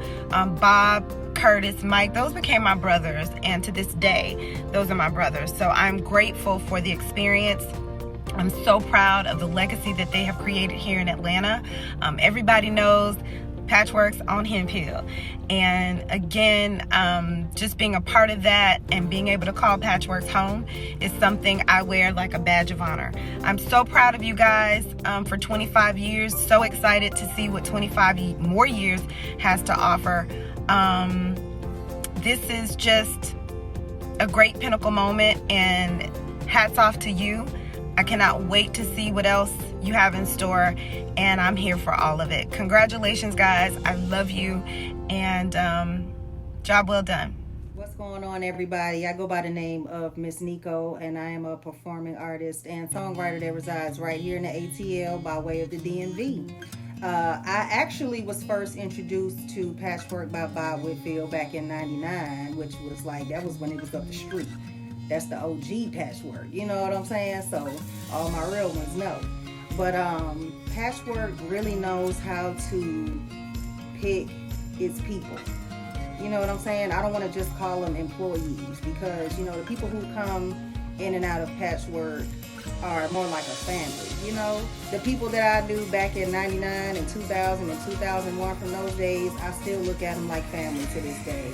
And everybody new that has come into Patchwerk within the last however many years that I've met, all of them are great people. So Patchwerk just really has that knack for picking out those good people, those go-getters, those hustlers, you know, just really genuine folks. And major shout out to Curtis Daniel, because he definitely is one of the realest people that I know just in general. I literally, to this day, if I have a question, if I need advice, if I want to know how I can do something or do it better, rather, I can literally pick the phone up and call him. I actually was in a group called Red. It was a trio, an R&B trio, and Red stood for Renika, Erica, and Dana. We were all using our government names at the time. One of the funniest stories that I personally remember, and I don't know if y'all gonna think it's all that funny, but I don't care because it was funny to me. But Mike Wilson, who is one of the best engineers at Patchwerk, has been there since day one. He was in a session with me, Erica, and Dana one day. We were recording a song. And my girl Dana, she can sing very well, but she can whistle like a bird, which is just the coolest thing to me. But, you know, we were in the studio recording, and she wanted to go in the booth and whistle in replace of a high note. And it really sounded like she was in there hitting Mariah Carey notes. So the producer that we had at the time was like, yeah, go in the booth, you know, stack it, put some harmonies on top of it. He just wanted her to whistle different harmonies on top of that. And it seemed like a good idea at the time, but in playback, Mike was actually in the session, and everybody was listening kind of with their face scrunched up, and Mike was like, hell nah, that sounded like a bunch of elves whistling their way to work. So that was definitely one of the funniest things to me. I thought it was hilarious. Another funny story about Mike, y'all, let's just keep it real. If you knew Mike back in 99, 2000, and you saw him today, then you would also know that he's a vampire, because he looked the exact same. He ain't got a bald spot or nothing. Hair still the same. I don't know what time machine he hop into every night to take him back. I don't know. That's funny to me too, y'all. Looking at that, he got the family going on. But all in all, man, shout out to Bob, shout out to Curtis, shout out to Mike, shout out to Nikki, shout out to Erica and Dana, everybody that I've met at Patchwerk. Just wonderful people. Happy 25th anniversary, y'all. We get out of quarantine and it's time to get down. Holla at your girl, okay? Because you know I'm always down to party. So, shout out to y'all. Peace. what's up, guys? It's your boy Jeff B here. Taking some time to send out a special shout out to my boy Curtis and everybody at the Patchwerk family. Man, this is a special time always. I got a lot of love in my heart for everybody at Patchwerk, and a lot of people may not know, but Patchwerk was a label that had groups, and I was in one of those groups. It was called Co-Ed. Some of you may know Co-Ed. We had some songs that hit the radio, Roll With Me. We actually recorded T.I.'s verse for that song at Patchwerk. That's a pretty cool story. We recorded our actual whole album at Patchwerk. But before that, when Bob and BJ and Curtis were starting the label, they were signing acts, and we were one of those acts along with the group called Red, which is Renika, Erica, and Dana, and he had another white dude that played guitar, and he put together a showcase for us that at the Tabernacle. This was like what, 99 or something like that, and he did a bunch of promo for it. He printed up this really nice book with this steel cover on it and had all of these dope pictures and all this stuff. Like, he really went all the way out. It was a great place to be an artist at Patchwerk, man. We had a lot of good memories there and a lot of fun. So we did the showcase, and I still remember the butterflies I had from that night. That was like the first time that we were gonna have a big performance and had our choreography and all of this cool stuff. And it was a great time to be at Patchwerk, and it still is a great time to be at Patchwerk, man. I just want to send out special blessings and a lot of love to everybody at the Patchwerk family. You always have a special place in my heart. You guys are our family. I look at myself as family, and when you see me over there, look at me as family too, man. So I want to send out love to everybody. Curtis, Vera, I love you guys, man. So this is me signing out. Peace. What's poppin'? It's your girl Bianca Starr. Yes, a Grady baby born right here in Atlanta, Georgia. I am 1/4 of the amazing group Co-Ed and originally signed to Patchwerk, the label. 25 years? Really? Where did the time go? Look, congratulations. I'm so proud of you, and I thank you for allowing me to be a part of your Atlanta history. For real. See, a lot of people don't know this, but Patchwerk did start off as a label. And there was Co-Ed, there was Red, and there was Be Rich. And we were all honored to be the first artist signed to Patchwerk as a label. You had people like BJ and Bob Whitfield that just worked so hard to make us be amazing and help us perfect our craft. And I want to thank you for that. I can see it now when we were just getting all of our acts together to perform at the Tabernacle for the first time to showcase our talents and show everybody, this is Patchwerk, we got the sound, we got the artists. So, that was just such an amazing time. We had so much fun doing that showcase and showing everybody what we had and what we were giving the world, our new singles and everything. It was just so much fun. But really, Patchwerk, you have created a space for young Black people to come and be safe and also vulnerable at the same time to create and get that sound. When you feel comfortable enough, then you can achieve the sound that you're trying to get. And that's the thing about studios, and that's the thing about when you're somewhere and you feel comfortable and safe, you can just let your guard down and achieve the sound that you really are trying to get. So I want to thank you for creating that space and continuing to create that space for artists that come to Atlanta or that are born and raised right here. When people say Patchwerk, they know it's about their business. Anytime you step in the door, Kurt ain't playing. You come in there to work, okay? You come in there, handle your business, get it done, and I'm telling you, you're gonna come out with an amazing product. So look, happy 25th anniversary, and I pray that you have many, many, many more, and it don't stop and it won't quit. Peace and love. See you soon. My name is Carl Breeding, and I am a music producer and songwriter. I'm originally from Michigan, but I live in Atlanta.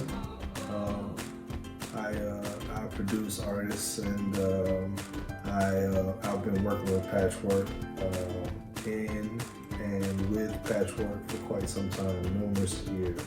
As a matter of fact, I worked at the original Patchwerk before the move. And in saying that, 25 years Curtis, Mike, man, big ups on that. Shout outs, that's tremendous, man. 25 years. I'm glad to be a part of that. A lot of fond memories, a lot of cool times at Patchwerk, man. You know, man, you know, they always made us feel like family. You know, I remember days sitting there playing the game, kicking it while we're working, and just good times overall. I'll share a couple of things. I remember my first meeting with Patchwerk.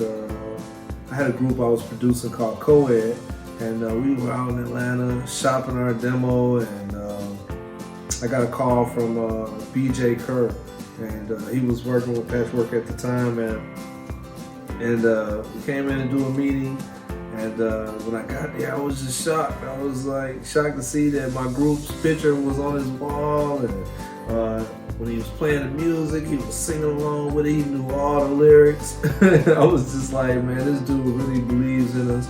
He believes in what we do, and that sold the deal for me that day. We ended up signing the group to Patchwerk, and Co-Ed was one of three, I believe you're the first original artist to be signed to Patchwerk as a production company. Another fond memory. So I don't know who all knows, and I may get in trouble for this, but during the time I was recording Co-Ed, Jason Jeter, T.I.'s manager, he was interning at Patchwerk. He was an intern over there, and every day I come to work, he'd be like, yo man, put my rapper on something, put my rapper on this, you know, I'd be like, oh man. You know what I'm saying? I wasn't blowing him off, I just didn't need, you know, I didn't have a need for a rapper at the time. But we ended up releasing the song Roll Me from Co-Ed, and Greg Street and other radio reps were like, look man, you should put a rapper on it, it'll help it fit the rotation of radio, blah, blah, blah, whatever. Long story short, we did some remixes. On one of the remixes, we put the Yin Yang Twins on. Another remix, we put Big Gip on. And the third remix, which turned out to be that one, we ended up putting Jason Jeter's rapper on it. Of course, that was T.I.'s first time on the radio. The rest is history. All that recorded at Patchwerk. 25 more. My name is Rich Eagle. I'm a recording artist with Patchwerk Recordings from back in the day at the old studio, prior to the location that most of you have known for the last probably 18 to 20 years now. I got my start working with Nicky Gilbert, Curtis, Bob Whitfield, and learned how to do some mixing and whatnot with Mike Wilson, Josh Butler, and just had a good time. Y'all taught me quite a bit with regards to how to be a recording artist, and it carried over into the voiceover direction that I work in now. So I really do thank y'all. You guys are family. You'll always be family. And I'm appreciative once again for everything. I wish you nothing but success for the next 25 years. And God bless y'all. My name is Marcelo Nine. I'm from Atlanta, Georgia. Worked with Patchwerk from 1998 till 2005 as a songwriter and producer. What I love about Patchwerk most is that Patchwerk was for the dreamer. It was an advocate, a voice for those who wanted to become something, who wanted the opportunity to spread their talent, and they gave me that opportunity. Bob, Curtis, BJ, it was a phenomenal team. It was a phenomenal movement, and I'm proud to say I was part of the Patchwerk team, and I'm proud to say I was part of the movement when it changed the culture it changed our culture, it changed the opportunity, it changed the sound, it changed the look, it changed the image. And I want to thank you for allowing me to, be part of the team, part of this memory, part of this moment. I love you. Patchwerk. Peace, my name is Demaine Ginyard. I am Patchwerk alumni from 1995 to around 1997. I was there at the Hemp Hill location before the big studio was built. I've been a longtime supporter of Patchwerks and everything that Curtis and the guys been doing over there for a whole lot of years. I am so proud of the work that Patchwerk's been doing for the music industry and the film industry and all of the entertainment industries coming out of Atlanta. And it's just so good. It's a pleasure to have worked with those guys.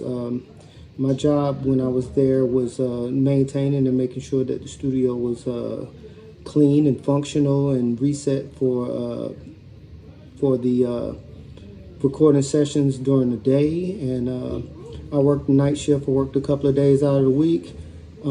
Big Bob and Curtis really took good care of me during my time there. I also worked for the label doing a lot of the cold calls back in the day for Razzcast, Voodoo, and Mean Green.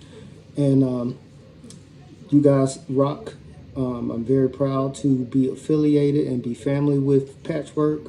It's been I guess if you say 94, 95, 96, it's been a long time. So, I mean, you guys keep doing what you're doing. I love you guys dearly. You hold a special place in my heart. I am a music entertainment management student from the Art Institute, graduate. And you guys really was a very pivotal, piece of my life growing up. And I am so proud to be a representative of the alumni of Patchwerk. And I wish you guys many, many, many more years of success. And keep it going, keep it going. Curtis, don't stop. I love it, man. And you guys stay up, and I will see you guys soon. All right, thank you. Hey, Curtis.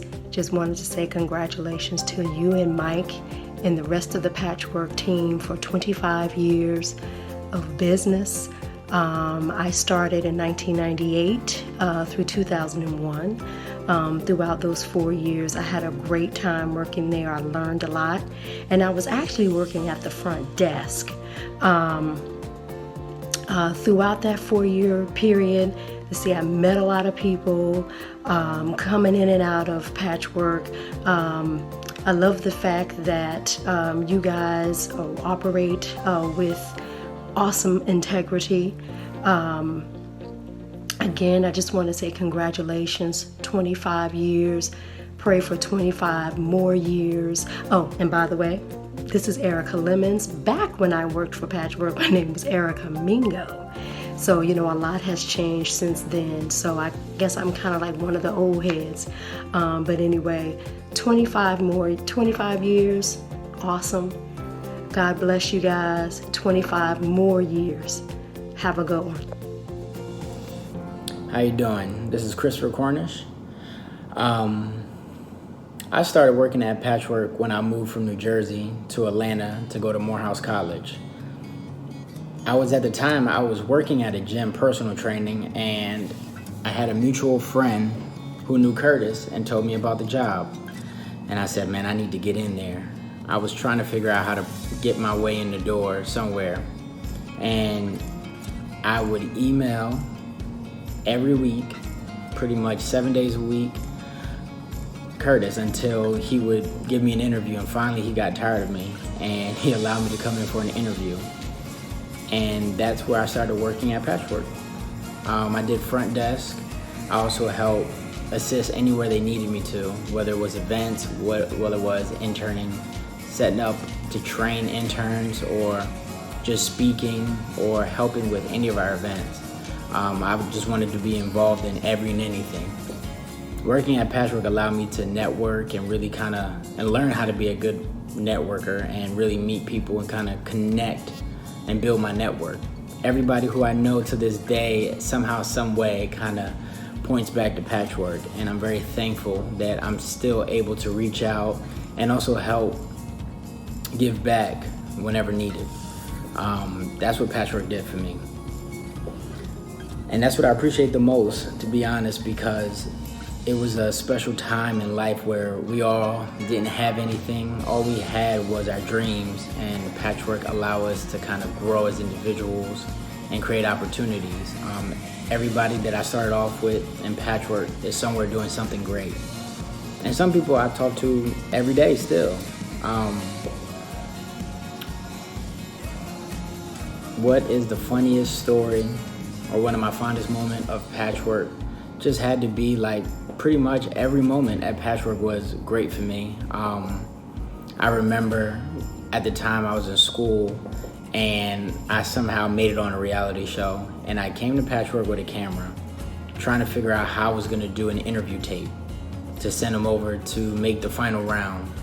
And in my video, everybody jumped on. I had Akon jump on the video, David Banner.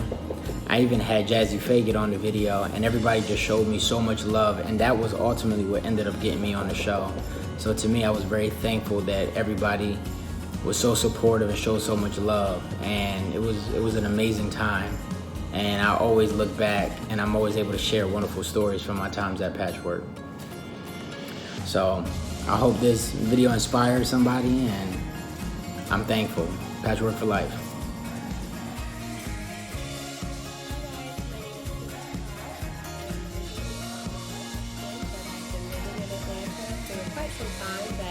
I consider myself to be a Motor City peach.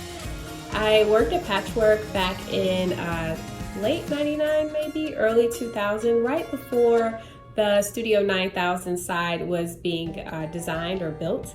And I worked at the front desk along with Sonara, Erica, and a lot of the Patchwerk OGs. One thing I appreciate about Patchwerk is that it has served as my home away from home.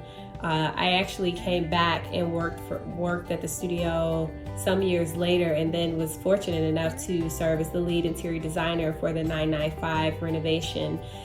Curtis and Patchwerk family has always supported my endeavors and encouraged me and helped me grow through some pretty tough times, and provided many teachable moments. So I really appreciate that the most every time I think about Patchwerk. It's nothing but love and respect. If I'm to think about a funny moment, it was not so funny at the time, but when I was designing the 995 renovation, I was just starting out, not trusting my aesthetic and not being as confident in my decisions. So I wavered from an original decision on a flooring selection for 995 studio room. When the flooring was installed, it looked like hot fire flames coming through the floor, and Curtis was not too thrilled with that look, and it was definitely a costly mistake, but we grew through it, and I learned some very valuable lessons that now I don't worry about as I run my business and interact with interns and contractors, and I've grown to trust my aesthetic a lot more. But the joke has been on me ever since that happened, the hot fire flames in hopes of hot fire music being produced. But I'm grateful to have had that experience and to, learn in the presence of family. So congratulations on 25 years and cheers to 25 more. Thank you so much for all that you've done, all of the jewels, all of the wisdom. It does not go unnoticed. Bye. Hey everybody, this is Mark. I'm currently living in Fresno, California. Just recently moved out back home basically, but been in Atlanta for several years and thinking about Patchwerk. Congratulations first, Patchwerk, 25 years, it's awesome. Curtis and Mike have done a great job, it's awesome. It's just awesome. I don't even have the words. When I think about when just being employed there, just being able to get the phone call from Curtis saying, hey man, you wanna come over here and work? I was like, sure. But at the time I didn't realize what Patchwerk was even really. Technically I knew it was a recording studio, but I didn't really know what Patchwerk was about.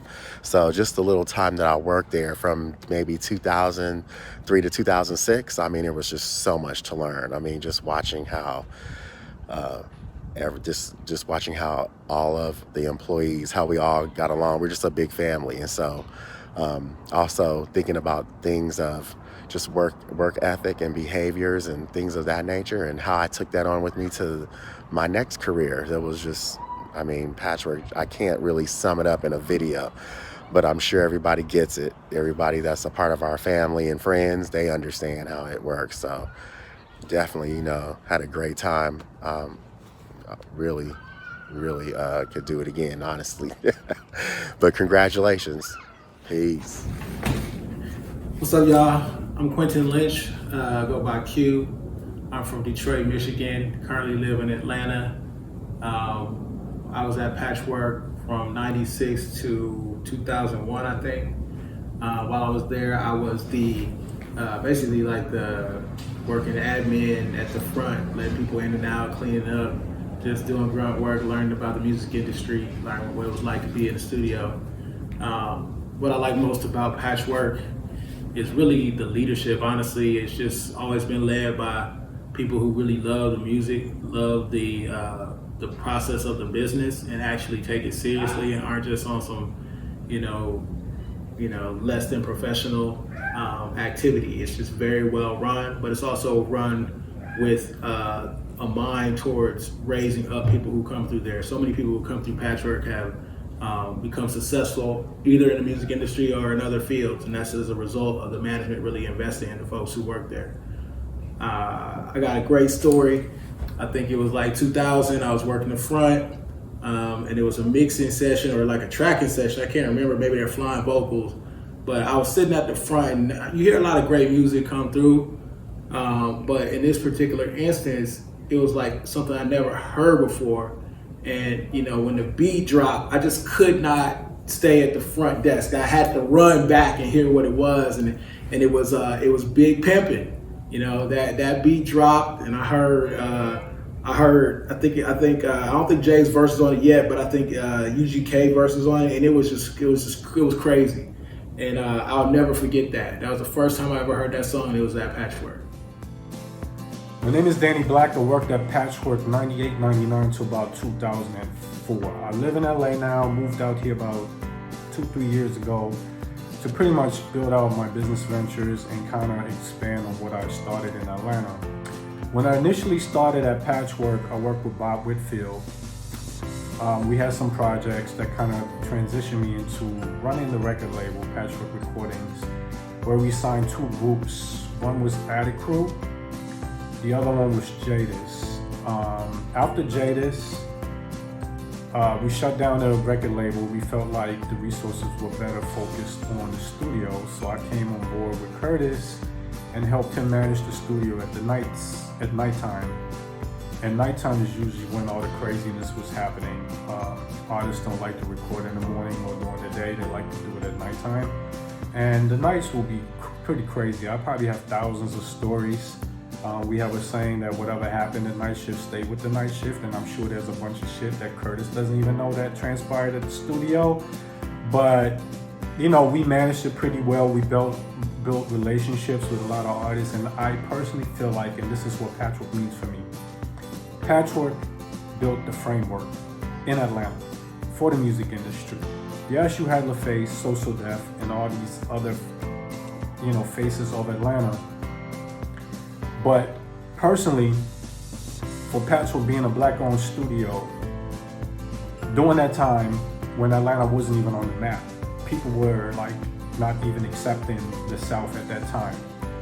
But it was a place where all that talent in Atlanta could come collaborate. And what I mean by collaboration is meeting people, working on songs, people having budgets to record, getting on their albums, shopping their beats, learning from one another, meeting each other to go to events, or before they go to the club, they would meet up at the studio. So we were that hub. We was that network. That to me was a big thing because, all these other studios like Silent Sound, Doppler, they didn't have that same setup. They didn't understand hip hop at that time. Yeah, they were a recording studio, but you book your time, go in, you record, and then you leave. But Patchwerk gave so much more. It was really the creative hub where everybody wanted to be at, and everybody was. People would just stop by just to see who was there, and the staff, even our staff at that time, we had these relationships with all these artists, producers, the labels. So whenever somebody would come through, you might get another producer to say, hey, so-and-so is working in the studio, they're looking for some beats. Or they wanted to work with somebody, and we kind of get the people in touch and just kind of make the connection. And that kind of happened throughout the entire time being. I mean, if you look at the plaques that are on the wall at the studio, these are all things that kind of came about from that relationship. Like I mentioned, the label that we had at the time with the group Jadis. A perfect example is Coach K. He approached me at that time, which was in 2000, if he could manage Jadis for me, because they didn't have a manager at the time, and we were going on tour. We were doing shows, all over the South, working that record. And that's how that happened. And during that time, he brought Young Jeezy to me, but he wasn't Young Jeezy at the time. He was Lil J. And I listened to it, and, we just didn't have the budget to really do anything at the time. We had to focus on the two groups that we had. But that's just a perfect scenario, like how people came about to create more and build up the Atlantic music scene because of Patchwerk. And that, to me, is really the most important thing, that Patchwerk never received the credit that it had due, because there's a lot of people that came through Patchwerk that went on to do big things from the artists. I mean, all these Atlanta artists, all of them worked at Patchwerk. Everybody's been to Patchwerk. They hung out here. Whatever it may be, if they went to the club, that used to be the spot to hang out.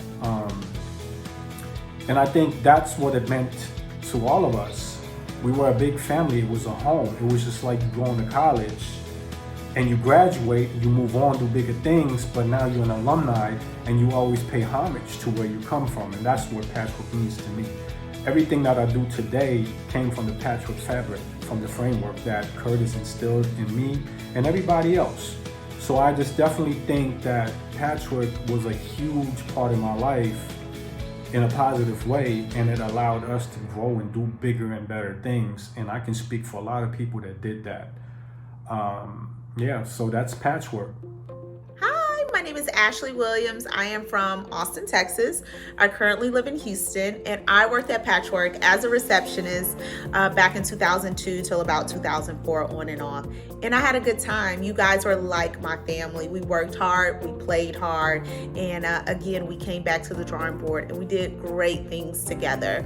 I just want to say I was so nervous my first month that I honestly almost closed the gate on at least 5 to 10 cars. I was like, I'm gonna get fired.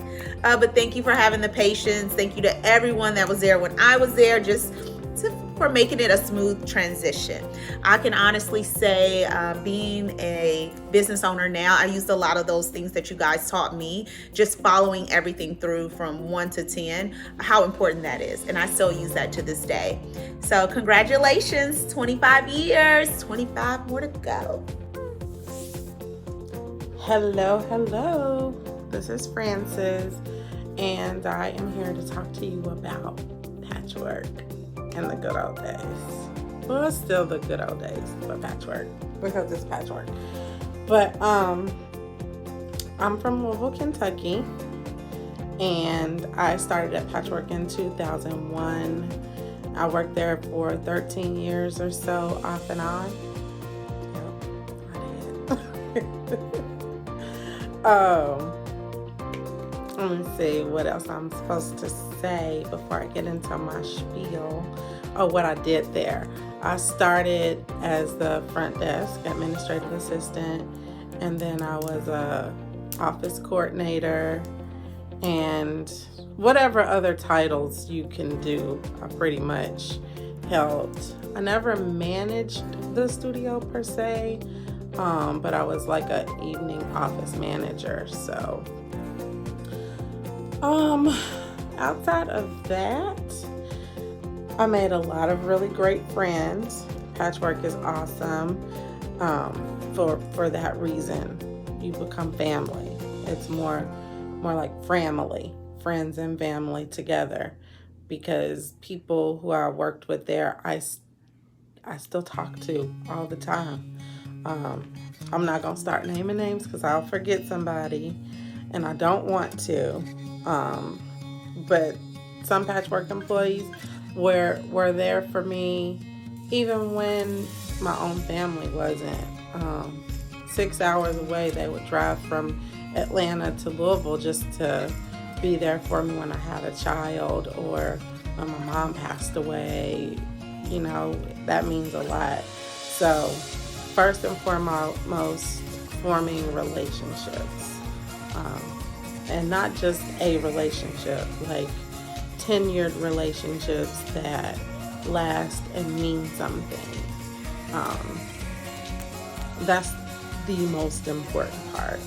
And then the second part is growth.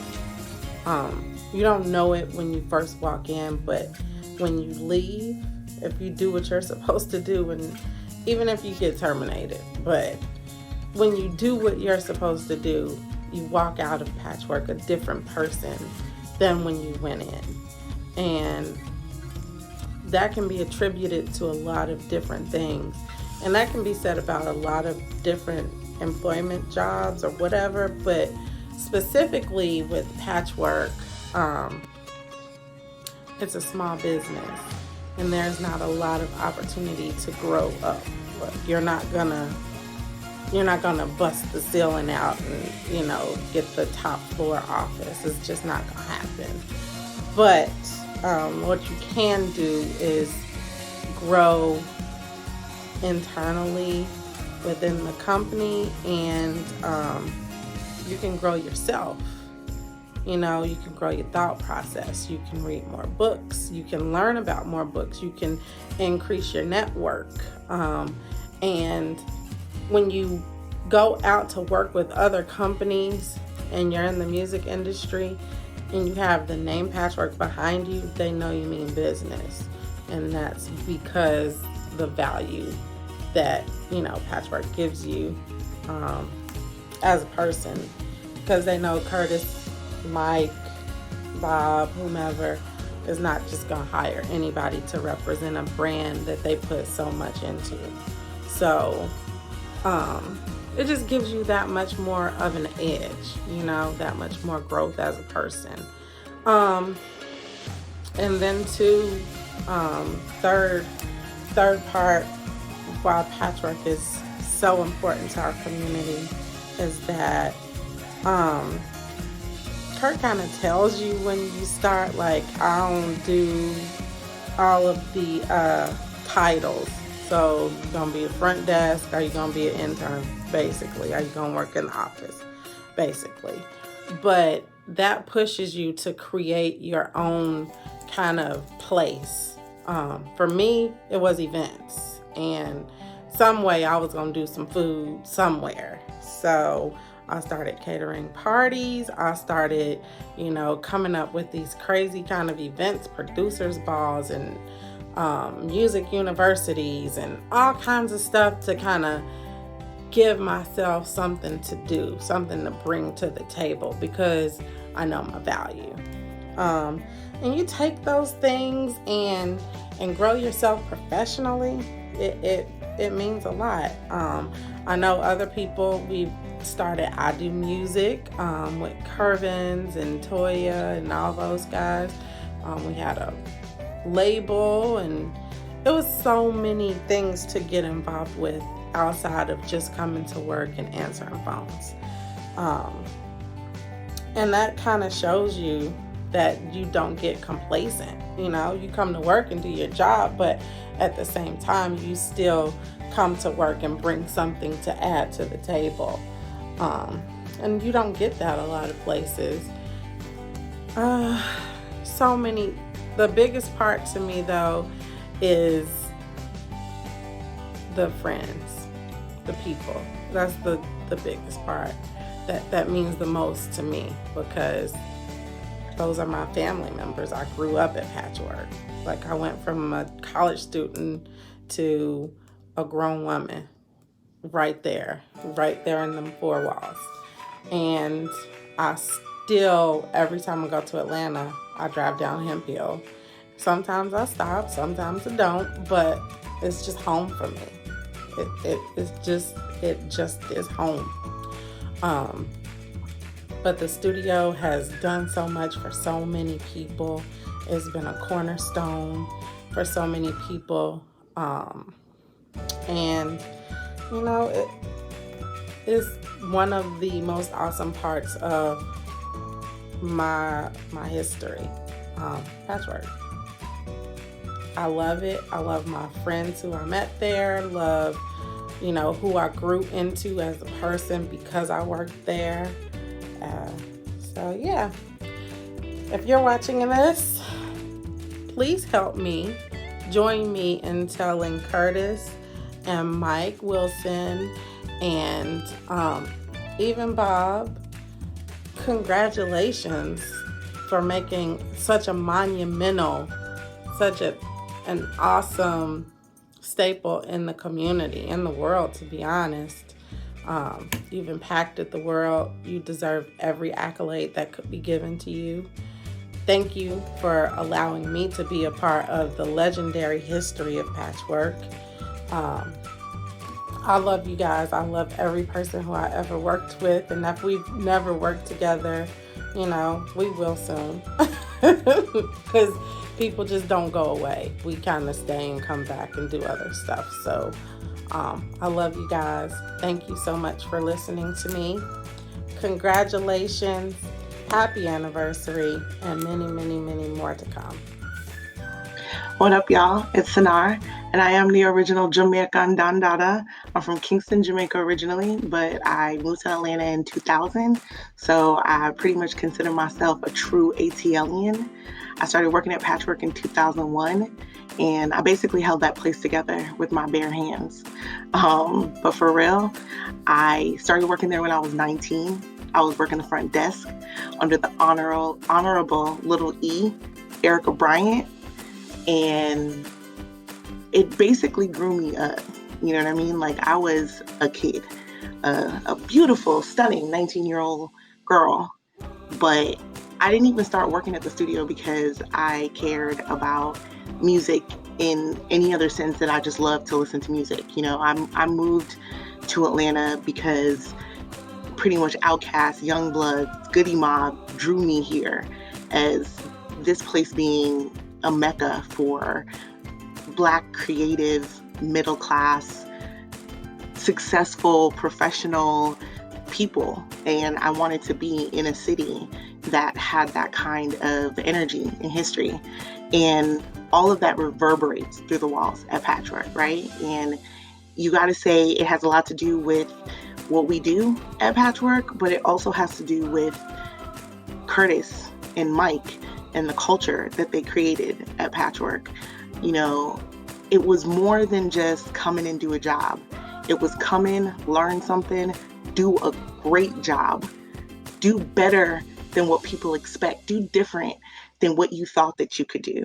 I learned so many valuable life lessons there. I remember one time when I was working the desk, I sent a package. I forget which label it was, but the artist had come in, recorded. We were supposed to be sending out their music, and instead of sending it to, I guess, the California office or the California studio, I sent it to their studio in New York. And the A&R called me, and she was pissed and proceeded to cuss me out on the phone. And for those of y'all who do know me, I'm an Aries. I don't like being talked to any kind of way. And I got pissed off. And I went outside and I was upset and I was crying because I wanted to break shit. And Curtis came outside and he was like, it's not about the mistake that you make, but it's about what you do to fix it. And I got my shit together, went back inside, and I figured out how to fix it. And that's just like one of the little things that I learned in my 6 years there. And I went from working the front desk to managing. And it taught me so much about small business ownership, responsibility, managing people. I think I was actually a really terrible manager when I was there. I was mean. I didn't cut anybody any slack. And anybody who worked there during my time will tell you that, I was a lot. But it also made me realize how I wanted to inspire people. And when I left Patchwerk and worked elsewhere and managed people elsewhere, I look back on that time then and said, and it helped me kind of figure out what you needed to do to be a true leader in order to get people to do the things that they needed to do and inspire people to do better and to do their job well. So Patchwerk definitely grew me up, and I wouldn't change that time that I had there for anything. Even while I was there, I was going to Georgia State University, go Panthers, and I was getting my marketing degree. And I went to Curtis one day and I was like, we should do marketing and I would like to run that. And he wouldn't give me any money. Y'all know Curtis and Mike. He wouldn't give me any money. But he was like, go ahead and put some stuff together, and if you can make some money from it, then we can start funding some marketing stuff. And I put together a marketing internship program, and that ended up blossoming and still lives on today. Osmond continues that at the studio, but Angela Curvins, one of my best friends and my business partner today, Alexis Day, I met at the studio in that marketing program. And it was a great outlet for me to grow that passion within myself. And marketing is what I continue to do today. And like Curtis always says, you know, we teach you lessons at Patchwerk, and then you go out into the world and you make the world a better place. And that's what I've tried to do. Patchwerk is family. It's always going to be family. It's more than just the music. It's people coming together with a passion for something and just doing great things. And congratulations to y'all, 25 years, a quarter century. Keep doing it, keep making music, keep putting in the work. What up, y'all? My name is Curvins. I'm from New York City and I'm currently living in Amsterdam. What was cool about Patchwerk is you didn't work at Patchwerk so much as you attended Patchwerk. You know, Patchwerk was more like an institution than, you know, an employer. I was class of 03 with people like Daisha and Kayvon and Marcus and Angela, and Alexis. Sanar recruited all of us. She was head of marketing at the time, and when she left, I took over the marketing program. And we did a lot, you know. One thing I loved about Patchwerk is that at Patchwerk, you learn from everyone who walked through those double doors. You learn from the engineers and the interns, the front desk people and the back desk people. You even learn from the clients. You know, everyone who came to Patchwerk was a teacher, you know, and a student. And Curtis, you know, I'm not sure if Curtis was the president, the professor, the principal, or the judge, the jury, and the executioner. That was Patchwerk. You know, you came there, you worked hard, and you were supported. We all supported one another, not on some cliche family stuff, you know, but just on some we in this together stuff. So that's what was cool about the place. One story, I remember when we were coming up with the idea for I Do Music, I wanted to do something different with the flyers. We already had the venue lined up and everything. We just needed to come up with how we were going to promote it.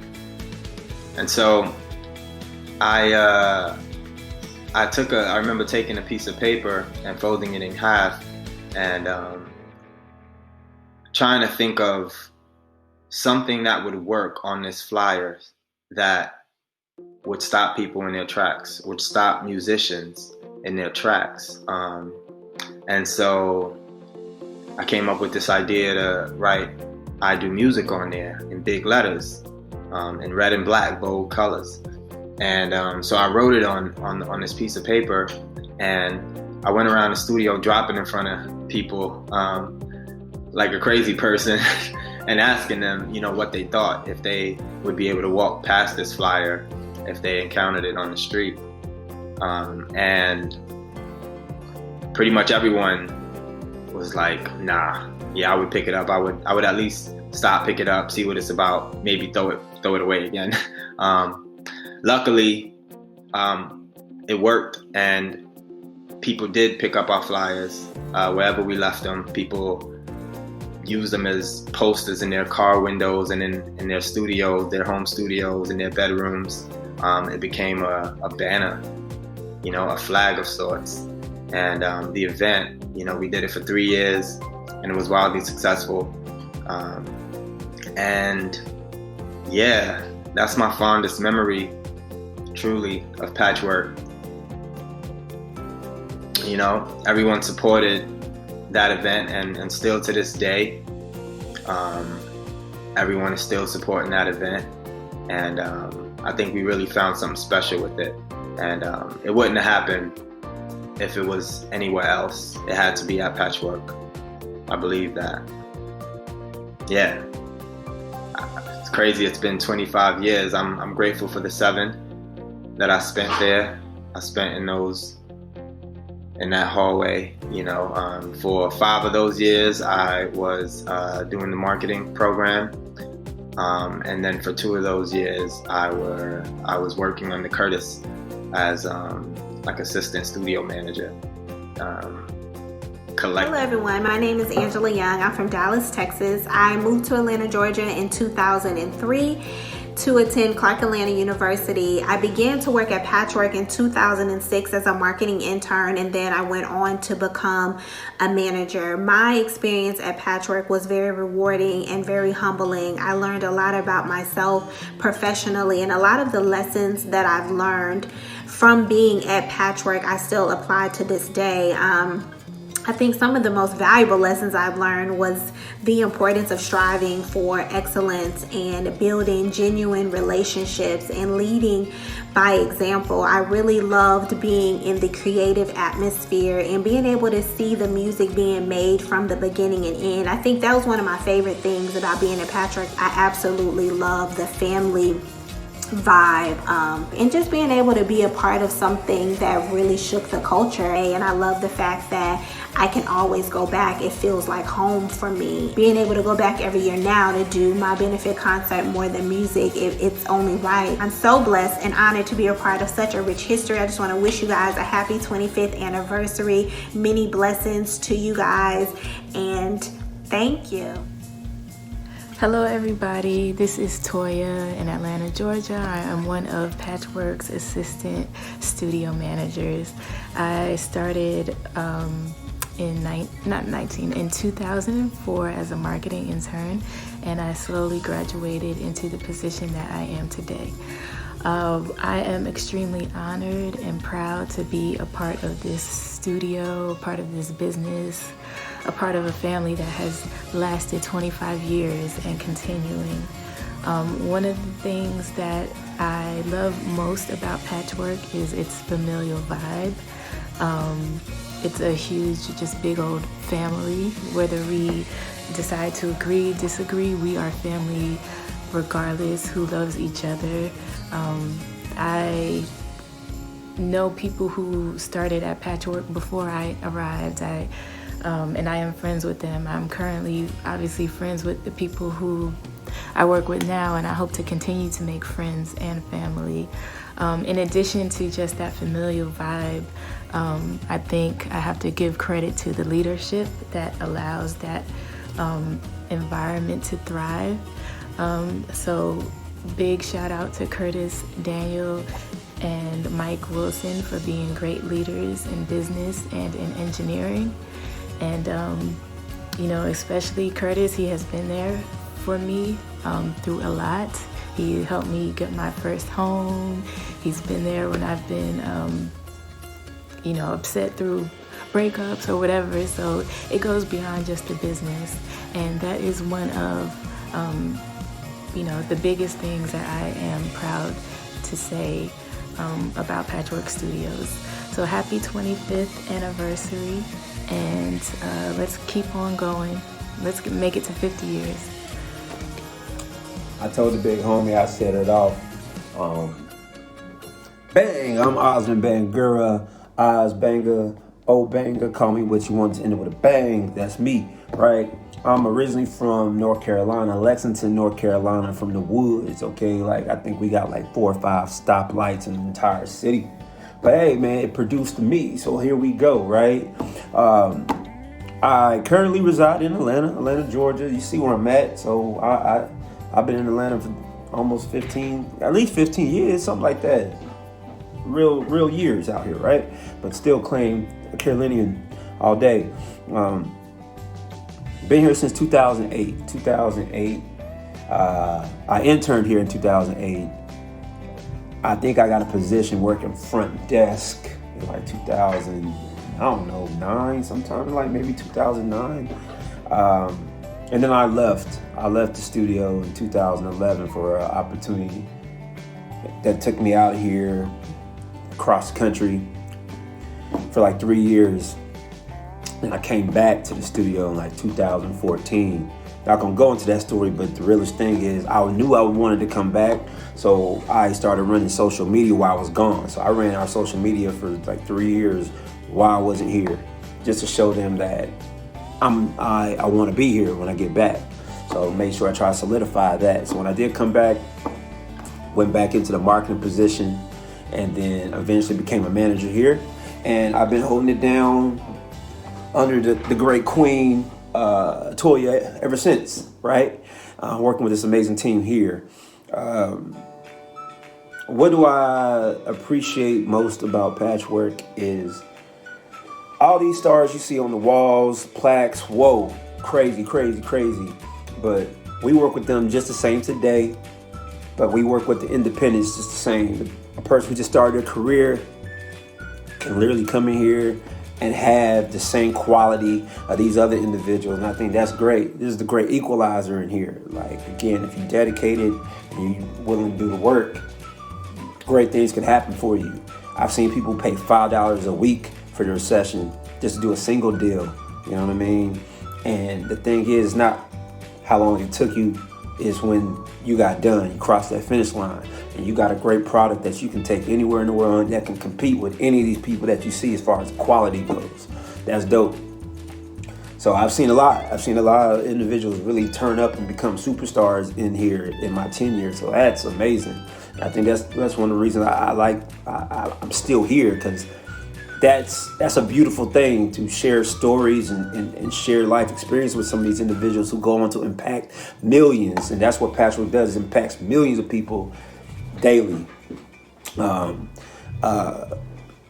Crazy story, or my fondest memory, like I said, if we had a Patchwerk After Dark, that's a whole different series. I don't know, somebody can create that one. That's a whole different series. Patchwerk after like 6, 7 o'clock at night. Whoa.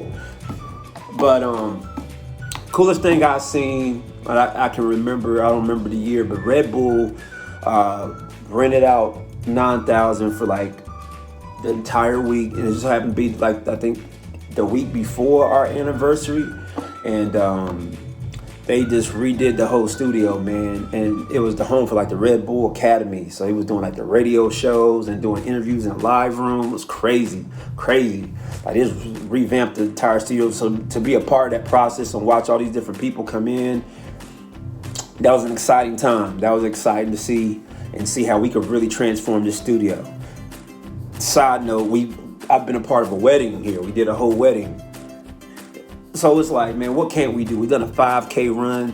All these things is possible. And I think that's a testament, again, to the studio. Like, man, we just get it done.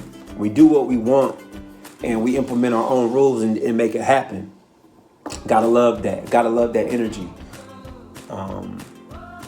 Yeah, that's one of my memories. Like I said, man, if we really go there, I know everybody who's going to watch this video has at least 50 stories, if not more, of stuff they probably can't say. So I'd love to have that conversation with you. Let's start another page or something to get that going for sure. But man, salute, 25 years, man. Oh my goodness. I'm an 80s baby, you dig? So I'm very influenced by a lot of stuff that came out of the studio in the 90s, man. Rest in peace. Again, I'm influenced by East Coast music a lot, so I got to meet Prodigy, Bob Deep, rest in peace. A lot of great individuals before they pass have come through here. But again, man, share your stories. I can't wait to hear everybody. And again, for the anniversary, Lord willing, things, I don't know, we find whatever this normal is going to be, we can really come together and share these stories, laugh, cry, and everything in between, man. Salute, Patchwerk, 25 years of excellence. You know that. Peace. Hey family, it's Stephanie, better known as Red Maiden, and to some Big Sis. And I am originally from Columbus, Ohio. I've lived in Atlanta, Georgia for 15 years, and I currently live in East Point, a great city ran by an excellent mayor.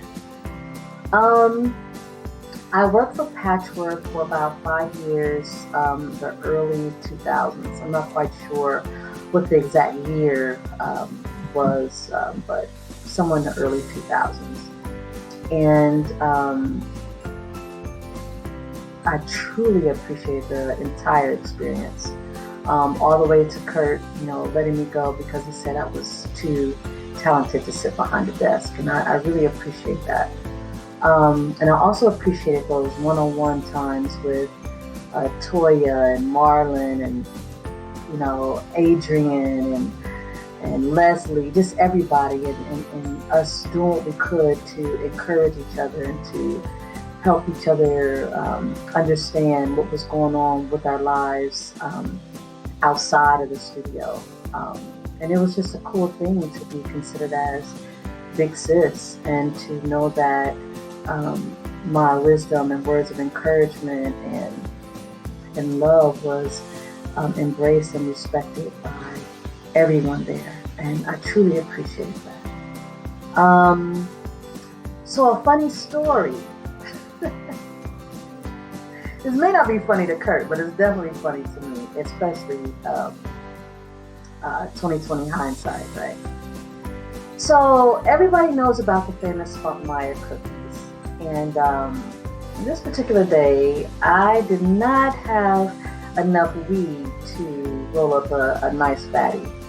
And I will deny any of this if this ever gets out. I'm just letting you know. But anyway, I did not have enough weed to roll up a fatty. But there were a couple of Spunkmeyer cookies in the freezer. So it was a weekend shift. So my weekend shifts were usually 12 hours. I will open up, and if we didn't have an extra late session, then I would close up. And this particular morning, since I didn't have my medicine, I decided to take 3 Spunkmeyer cookies and sprinkle what I had in my baggie on top of the cookies. So, they were smelling so good. I just couldn't wait. I was pacing back and forth, making sure they didn't get too hard, too soft, just right. And so they came out. I let them cool a little bit. Might have even burnt my tongue on one of them, and I ate them back to back, and there was 3 of them. And all I know is that I was paranoid the entire time I was there. I mean, just paranoid. I thought I was hearing things. I thought someone would know. I thought that somebody... My name is JC Kidd. I'm originally from Long Beach, California. I'm currently living in Atlanta, Georgia. I started working at Patchwerk around, I want to say 2000 or 2004, because I got out of prison in 2003. And what's crazy is that where I lived at, Curtis' younger brother Marlon, we stayed in the same complex, and I used to always see him late at night, because I used to always be outside smoking, or early a.m., and we just started chopping it up. And he found out I was from Long Beach, and I found out that he was from Carson, and we connected just like that. Anyone who knows about California, Carson and Long Beach are just like neighbors. So Marlon would take me up to the studio late at night, while he was working, so I could just, see what he does and get that, this whole studio, vibe and everything. And man, I was amazed, man. I was just amazed, and I was saying to myself, I gotta get in. I got to get in. So I was just bugging Marlon about trying to get on. So he introduced me to Sonar, who was the nighttime manager at that time. I filled out my application. I actually lied on the application, but it got me to meet Kurt. And man, Kurt, such a great man. He looked me in my eyes and he asked me some questions, and I told him the truth, and he hired me. And the what I like most about Patchwerk is that it's family oriented. I could come to Mike or Kurt about anything, you know what I'm saying? Anything, after hours or whatever, and they're going to talk to you and assist you, and they're going to tell you straight up. And that's what I love about Patchwerk, and that's what I love about Kurt. straight up because I'm a straight up person. And one of my most memorable things at Patchwerk has to be meeting Hulk Hogan. That's right, the Hulkster. At the time, Jazzy Faye was working on Hulk Hogan's daughter's album, and Hulk Hogan was in the kitchen area, and I guess he needed something, I don't know, but I had helped him, and I just told him, I said, man, I'm one of your biggest fans. He said, come here, brother. I said, oh shit. He had a beer in one hand. I mean, his hands are so damn big, like he just crushed the can. But he had a beer in one hand, and he took his other arm and took it around my neck and put me in a chokehold. And I was like, wow. And that was like one of the coolest things ever. So yeah, I love Patchwerk. I'm still here. I don't plan on going anywhere. Currently working the front desk at night. I love it. And yeah, it's family with me. So, and Kurt knows how I ride for Patchwerk, and he knows how passionate I am. So yeah, I'm here till the wheels fall off. Hi everyone, my name is Jonette Gogwe, and I am from Long Beach, California. However, I lived in Atlanta for 10 years off and on. I originally moved to Atlanta in 2000 and started working at Patchwerk 2001 to 2003, and I was an admin assistant working underneath Sonar and Kurt. It was my first job and first real job in Atlanta, and I was terrified because I never had any real office experience. I basically did retail. And Kurt, who is a longtime friend of my sister's from California, he basically hired me as an admin and threw me in there. And I just learned as I went, thanks to Sonar and Kurt.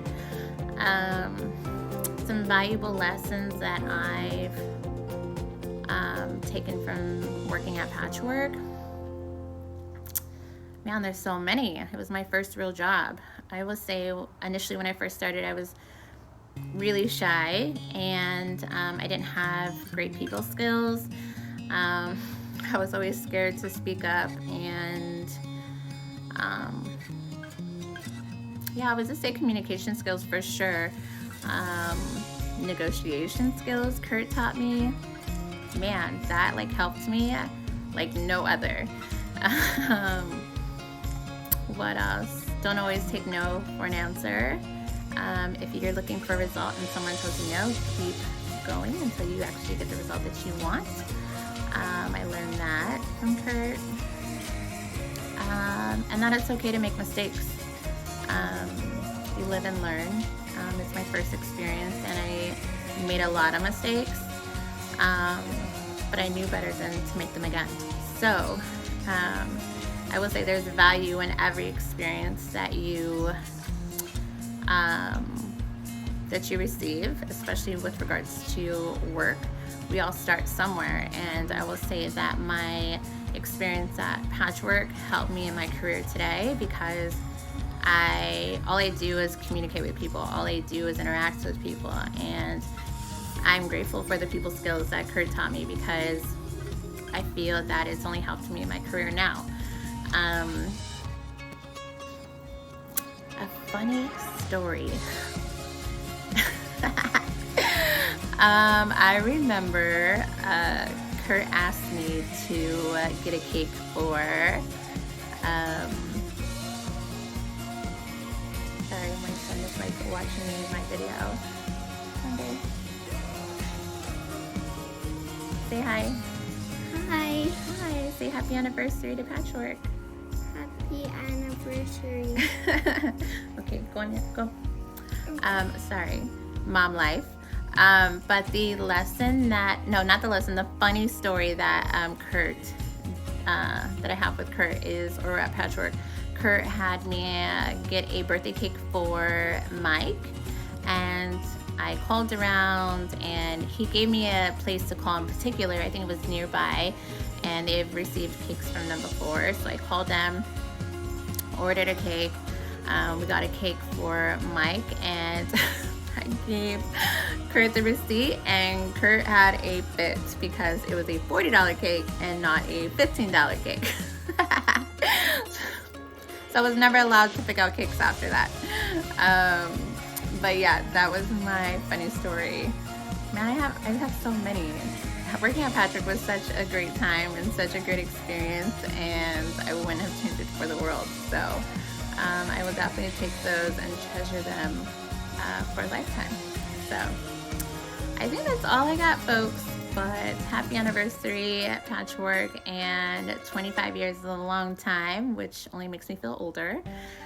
But that's awesome. Like, that's amazing. There's a lot of companies that don't even go that far. So congratulations. I'm excited for you guys and to be part of that history. And I guess that's about it. It's the one and only. What's happening? It's your boy Marlon Daniel, aka Blaze One. I'm from Carson, California, and I reside in Ackworth, Georgia. Pardon my mask, I just had some dental work done, and I'm all swelled up. Plus the corona is thick on my side of town. Patchwerk Recordings. Where can I start? I couldn't even tell you when I started. I worked for Freddie my whole life. You know, he had me running downstairs to get the remote control. He had me taking out the trash. He had me running my whole life. So I've been working for Patchwerk forever. No, all jokes aside. As far as the studio though, you know, I started, I want to say around 2001. I was a runner. I used to go get food and do all that stuff, you know what I mean? And my whole career at Patchwerk, I did the same thing. I never upgraded. I never moved up a level. I never got a raise. No, no, all jokes aside, man, I love Patchwerk, man. You know, I learned a lot there. I got to meet so many people. I built so many relationships that I cherish to this day. It was just an overall great experience, you know. The whole staff, you know what I mean? Well, when I was there, which was for like a decade or so, everybody was just, it was all love, you know. My fondest memory of Patchwerk, I want to say, it's probably when Gucci came through. No. It was when Dr. Dre, T.I. and them came through, and they brought the whole strip club with them. Yeah, that night was off the chain. You know what I mean? I got me a lap dance. I mean, off the clock. I was off the clock. I got me a lap dance. Good times, man. A lot of good times at Patchwerk. A lot of good times. Hey, much success. Many more years. #1 studio in the game, baby.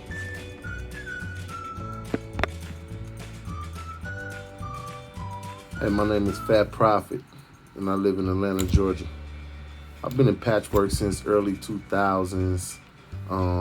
We first had a group signed, Southwest Click. Me and the owner's brother, best friend, growing up in Carson, from Carson, California, of course. Yeah, we first signed, ventured into learning the business side, being mentored more by Kurt. Kind of stepped into a different role and different positions as time kind of grew on. Funny memory that I have is when I first started working at the studio, probably like a weekend, I get a phone call from Kurt, and he's like, go walk in the hallway. First he's asking how everything went. Did everything go good? And I'm like, yeah, everything's fine. I'm like, go in the hallway. So I go in the hallway, and he's like, look under the Young Jeezy plaque and tell me what you see. Do you see a needle down there? So I look down, I see a needle on the ground. I'm like, yeah, there's a needle here. And he's like, so you've been doing your job? And I was like, yeah, he was like, man, you ain't doing your job. If you was doing your job, you wouldn't have missed this needle. The moral of the story was pay attention to the smallest things and you'll never miss the big thing. That just kind of stuck with me in my lifetime as I progress and move forward doing business and stuff like that. Veteran, been down since being down. Yeah, and from now to infinity. So happy 25th anniversary. Thank everybody for the big and small things they contributed and we already know we about to keep it rolling. Deuces. What's up, Patchwerk family? This is Javaro Watson, aka Skills, aka Forehead Red. You know what I mean? I worked at Patchwerk for about 10 years through the whole Cash Money era. We had so many eras during that time, but yeah, almost about 10 years. It just furthered my way into becoming a man and learning about the music industry and getting close to people. And that's my family pretty much.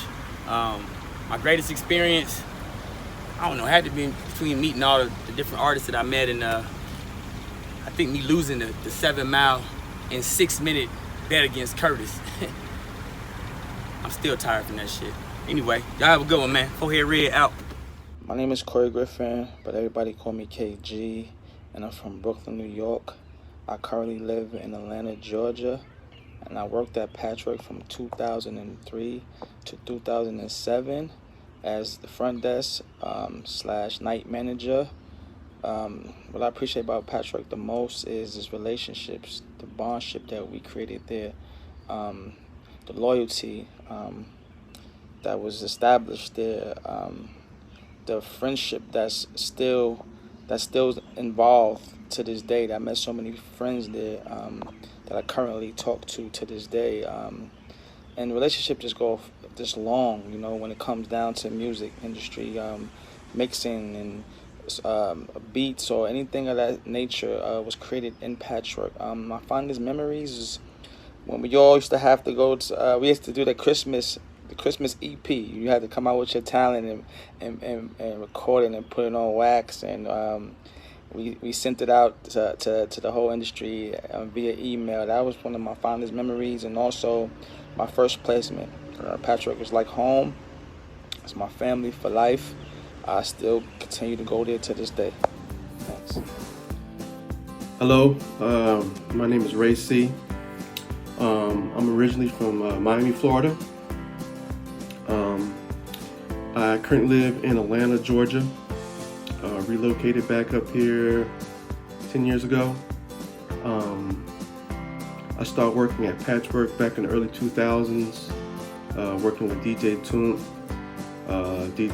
Drama Boy, working TI projects, until currently to present. What I appreciate about Patchwerk is the fact that, coming from Miami, you guys never treated me like an outsider. You always embraced me, welcomed me to the studio, and that I really appreciate that. And then, that's why I continue to keep working there. A funny story, the first time I met Curtis, we were sitting there in the lobby talking, having a good conversation. As many people know, Kurt can talk, good conversation, nothing long and drawn out. And long story short, it came around I'm like, you're the owner of the studio? And Kurt was like, yeah, I was like, come on, really? I was like, you own this studio? He's like, yeah. He said, Kurt said, yeah, man, I get that a lot just because I'm black. A brother can't own a studio. Well, hey, I apologize for being part of that crew. But yeah, I was really impressed that, Kurt has owned the studio and worked the studio for 25 years and is still going strong. And, I'm gonna keep working there until the doors close. Keep up the good work. Happy 25th. And I'll see you soon. Have a good one. Peace. What's going on? My name is Corey Anders. I am originally from San Jose, California, and I'm a mix engineer. I started my career at Patchwerk back in 2003. I was fortunate enough to land a position in their intern program and just work my way up. When I became an assistant, I got to assist legendary mixer Leslie Brathwaite, which truly I can't even quantify how much that has meant to me and my career on so many levels. It's actually a great friend now. One thing I can say about Patchwerk is that it has always been a melting pot of creativity and talent. And it's like on any given day, you have multiple rooms going at the same time, and an artist in one room might overhear, a producer in another room creating, and next thing you know, that synergy is, they end up working together, and epic music is created. So that's one of the cool things about Patchwerk, is it's always been that melting pot, and sort of helped facilitate a lot of the music that has shaped a generation or two. So shout out to Patchwerk on their 25th year in business, and much luck to y'all moving forward. Just thanks for allowing me to be a part of y'all's history. Happy 25th anniversary, Patchwerk. This is D Brown, military brat, so I'm from everywhere, currently in LA. Started Patchwerk in 2008, interned to staff engineer. Luckily enough, I was hired by Corey Anders. I think what I appreciate most about Patchwerk is your ability to learn there. There's always somebody willing to teach you or help you out or show you something, but there was never a time where you felt wrong for asking a question or trying to get better at something. It's definitely a safe haven to grow. So I think that's one of the things I appreciate most about Patchwerk. My fondest memory is definitely the first time that I stepped foot in the halls. Like, there's just nothing like seeing all the plaques and all, you just want to be a part of that. And it's a cool experience. I don't think no matter how many times you go through it, it's still like, oh, that's awesome. But the very first time, it's just something special. So thank you for letting me be a part of the history. I owe everything to Patchwerk. Thank you guys so much. Happy 25th anniversary, and hope you guys get another 25 more. Thank you. Hey, what's going on? My name is Miles Walker. I'm a mix engineer that lives here in Atlanta, Georgia, and I first started as an intern at Patchwerk. I got hired by Steve Fisher, and I was really excited to work at Patchwerk because one of my mentors and engineers I looked up to, Leslie Brathwaite, worked there. I just wanted to get on the scene and try and learn from him. So I was really grateful to meet Curtis and Mike and everybody else, and along with a couple other interns that are still good friends, Jeremy Stevenson, Denny Ogle. We were just trying to make it work over there in the studio. It was a great experience, and I'm really grateful to Curtis and to everybody there for the chances to learn and become a better engineer. It's a shout out for the 25th anniversary. I actually remember when I was there, and I think we were celebrating the 15th anniversary. I got the chance to DJ upstairs for the whole crowd.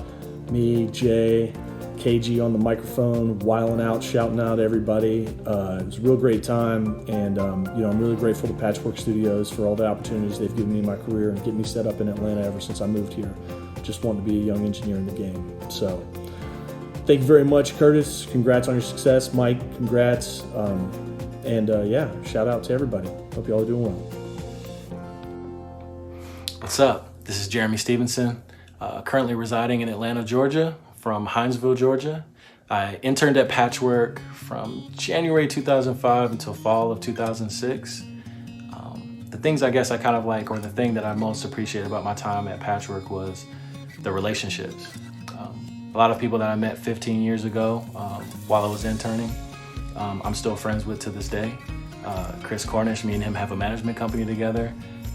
Miles Walker, who's kind of like a mentor and my best friend.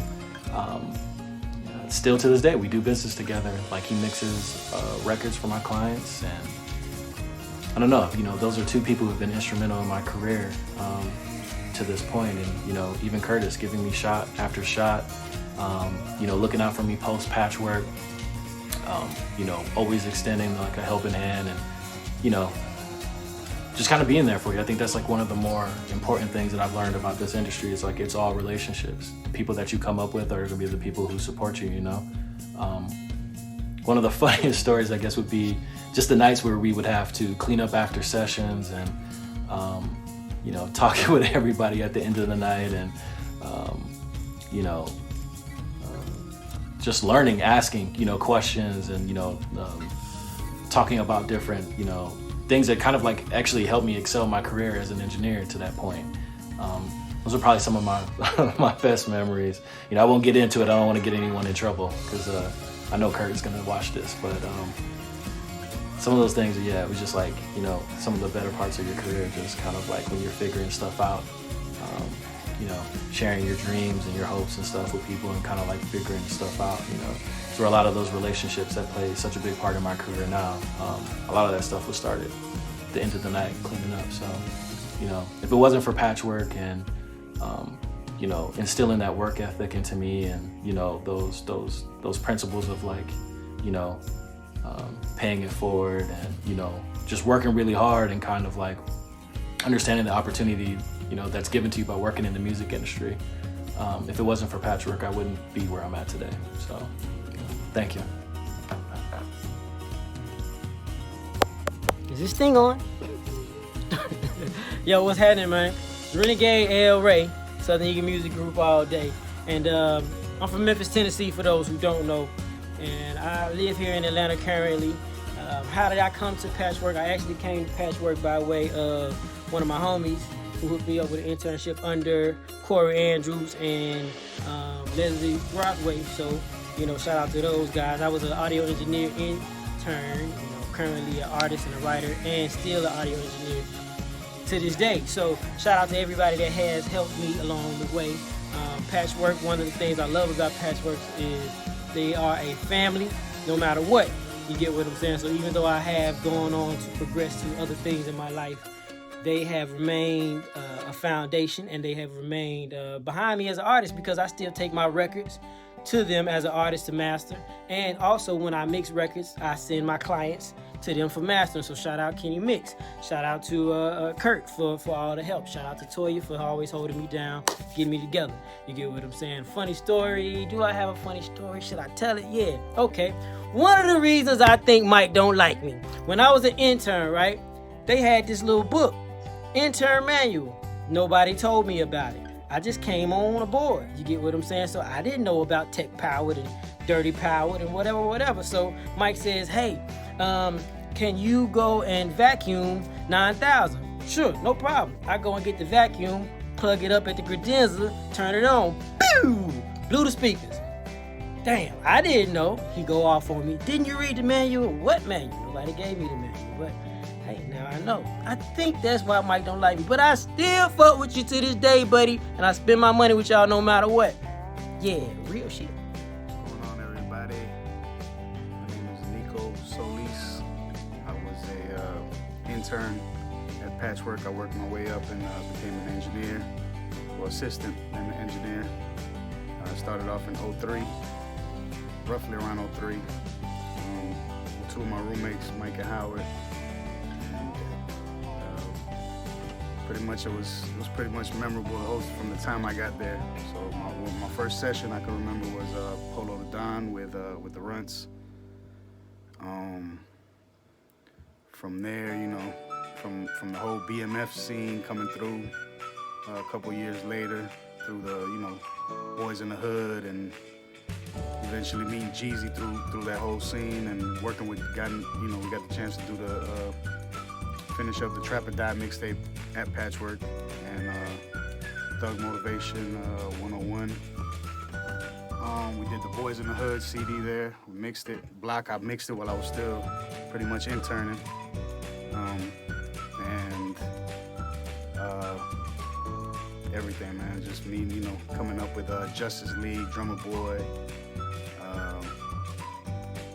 everybody, man. Coach K, and just seeing that whole scene, eventually going on to work with Jazzy, and seeing the whole Sierra, work with Jazzy for a few years. But yeah, man, Patchwerk is a beautiful place, man. It's a place where you can pretty much tell everybody it's a cheat code, because there's no other place like it in the world, I think. And I've been a few places, not too many places, but to me it's one of the greatest places in the world, because it helps a lot of people jump skip to a whole nother level, without having to go through a lot of the politics that comes with this industry. So Curtis, Bob, even Mike. Like, you know, thank you guys so much, man. You guys gave me a hell of an opportunity. You guys give a lot of people lots of opportunity. To everybody that I worked with, you know what I'm saying? I love you guys. Shit, you know, it's happy, I guess, 25th. You know, and I thought I missed the deadline, but appreciate it, Kurt. So I'll see y'all. Thank you. Yo, what's going on, Patchwerk? I heard y'all turning 25. My name's Howard, or I go by the name of H. I'm from Miami, Florida. I'm still here in Atlanta, Georgia. I started off with y'all in 2003 as an intern, and I worked my way up as an engineer in y'all facility, which I was blessed to do, man. So I wanted to say congratulations. I wish and I hope another 25 for y'all. Salute. So my name is Adrian Dickey, also known as AD. I'm from Tallahassee, Florida, residing currently in Tallahassee, Florida. I worked at Patchwerk from 2006 to about 2010. Made my way to Atlanta from Full Sail, graduated from Full Sail, and I was an intern at Patchwerk, or started as an intern and worked my way up as an assistant engineer there. My time at Patchwerk was monumental for me. Again, I started there when I was about 20 years old, so I was really young, coming from Florida, moving to Atlanta, you know, being up there by myself, living on my own, kind of for the first time. And for me, Patchwerk really had a big part in the growth of just me becoming a man and becoming somebody to do music in this industry in my career. You know, it had a big part on that, just who I am today. So I really appreciate Patchwerk for that. I always love Patchwerk for the family atmosphere that it has. Haven't worked at Patchwerk in 10 years, but it still always feels like family when you walk through the door. Still talk to some of the people that I met way back then today, you know, do business and things like that. And it's always great to come to Patchwerk and talk to those people and things like that. Learned a lot at Patchwerk. Again, like I said, it's just always been like family for me. One of my fondest memories, I guess, when it comes to Patchwerk is really just being a part of history and kind of seeing history evolve right in front of your face. At the time, in my time being there, I saw the rise of people like Gucci Mane, Mike Will, you know, just really seeing these people start from the beginning and become, you know, major players in the game. And so, you know, being at Patchwerk and seeing that firsthand and learning and just being a part of you know, history has always been a great thing for me, and I'm very appreciative of that. Always been appreciative of Kurt, Mike, Bob. Guys have always helped me out when I needed it while I was at Patchwerk. I even worked at the desk a little bit while I was interning. So Kurt allowed me to do that. But overall, like I said, man, love Patchwerk. Always been like a family, and congratulations on 25 years. It's great, man. Just excited for y'all. Congratulations to you, Kurt and Mike. And you've always been a blessing. Y'all have always been a blessing to not only me, but to everybody that's walked through those doors. So congratulations on those 25 years. Hi, my name is Thomas Murphy. I'm from Morgantown, West Virginia, and I moved to Atlanta, Georgia in 2003, specifically to work at Patchwerk Recording Studios. I now live in Alpharetta, which is about 45 minutes away.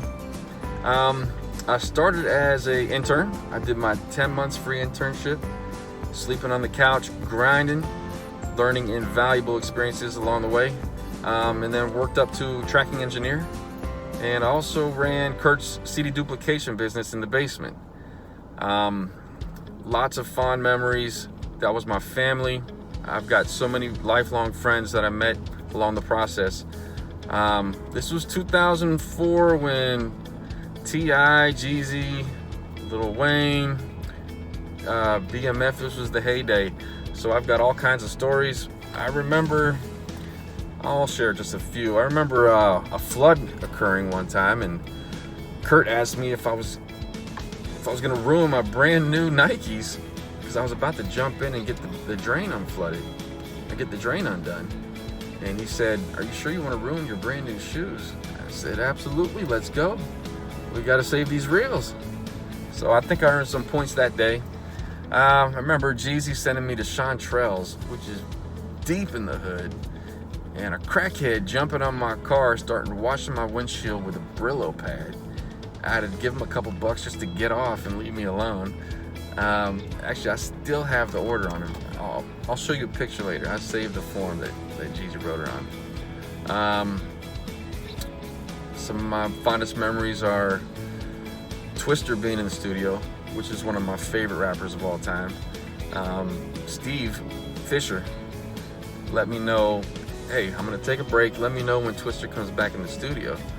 Probably half an hour later, he asked me, "Hey, is he not come back yet?" And I said, "No, there's just some short, chubby guy in there." He's like, "That's Twister." I was like, I'd never seen the guy. Anyway, quick little funny story.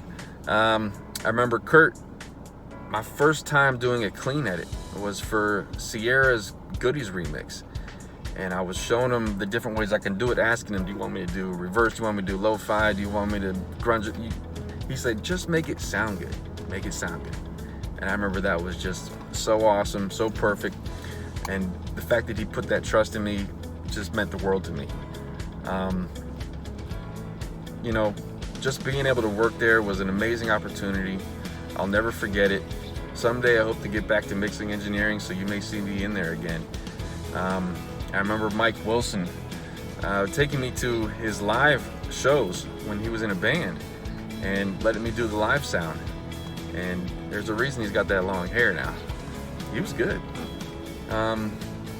Just all the people I got to work with, from the front desk to management, the different producers, different engineers, just all the different techniques you can learn.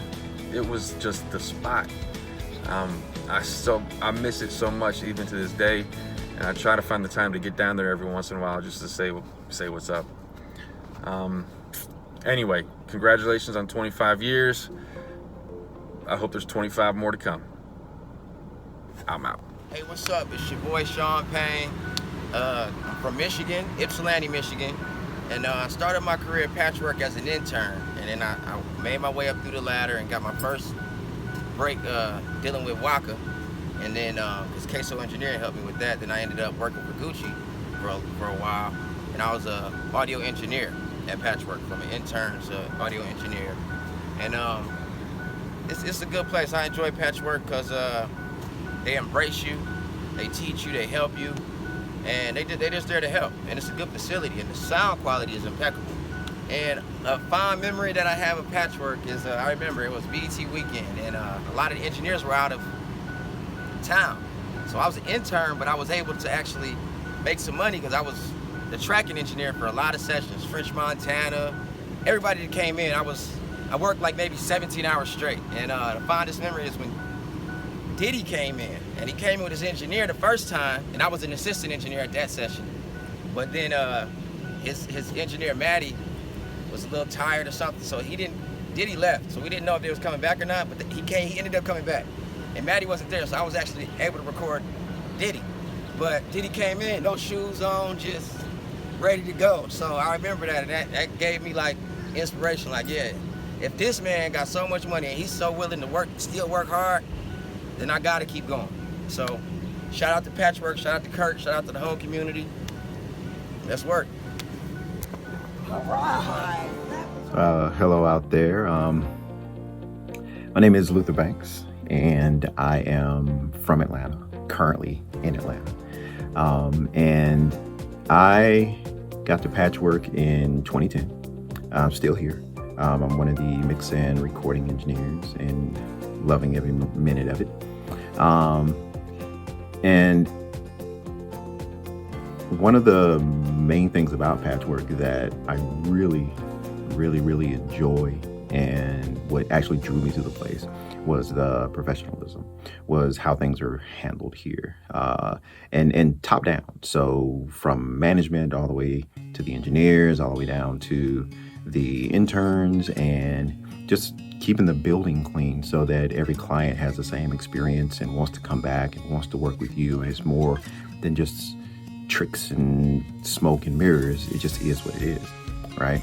And I appreciate that genuineness that Patchwerk has, right? And it's been a fun ride here, and hopefully it'll continue to be a fun ride. Even now, I'm looking at myself in this camera and it's tripping me out because I've got the whole, shelter in place hairdo going on right now. So it's kind of weird, but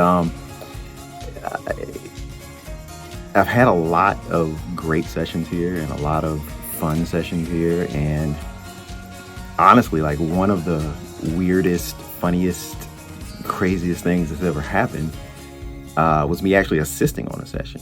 There was a TV show filming 3 days in a row.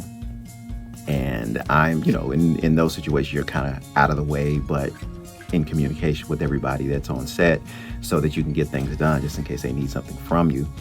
And I was sitting watching the cameras just to make sure that everything was going all right. And I see coming down the side of the building was a werewolf. And I don't think I've ever mentioned this to anyone, but I'm a huge fan of vampire and werewolf movies. And the level of excitement that went through me at that moment, I don't think I told anybody because I felt kind of like, man, they're going to be tripped out by how excited I am about seeing this dude in a werewolf costume.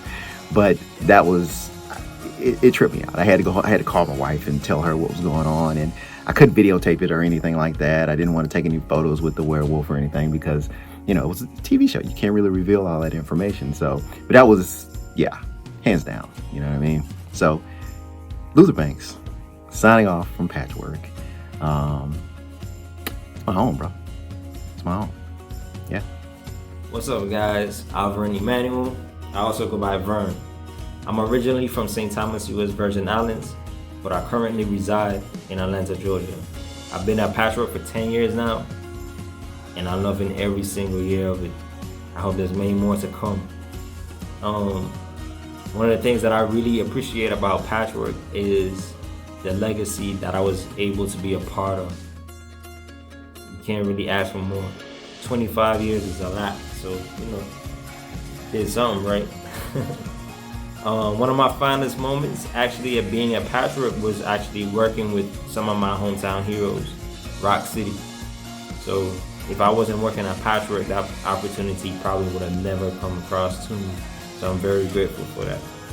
So I'm here to say I wish Patchwerk another 25 more years and happy anniversary. Hi, my name's Molly, or formerly known as Damali. I'm originally from Detroit, or Metro Detroit, Michigan. Currently, I live in Middle Georgia, and I migrate between like Hawkinsville, Macon, and Atlanta. But I'm looking to move back to Atlanta very soon, like within the next couple of months.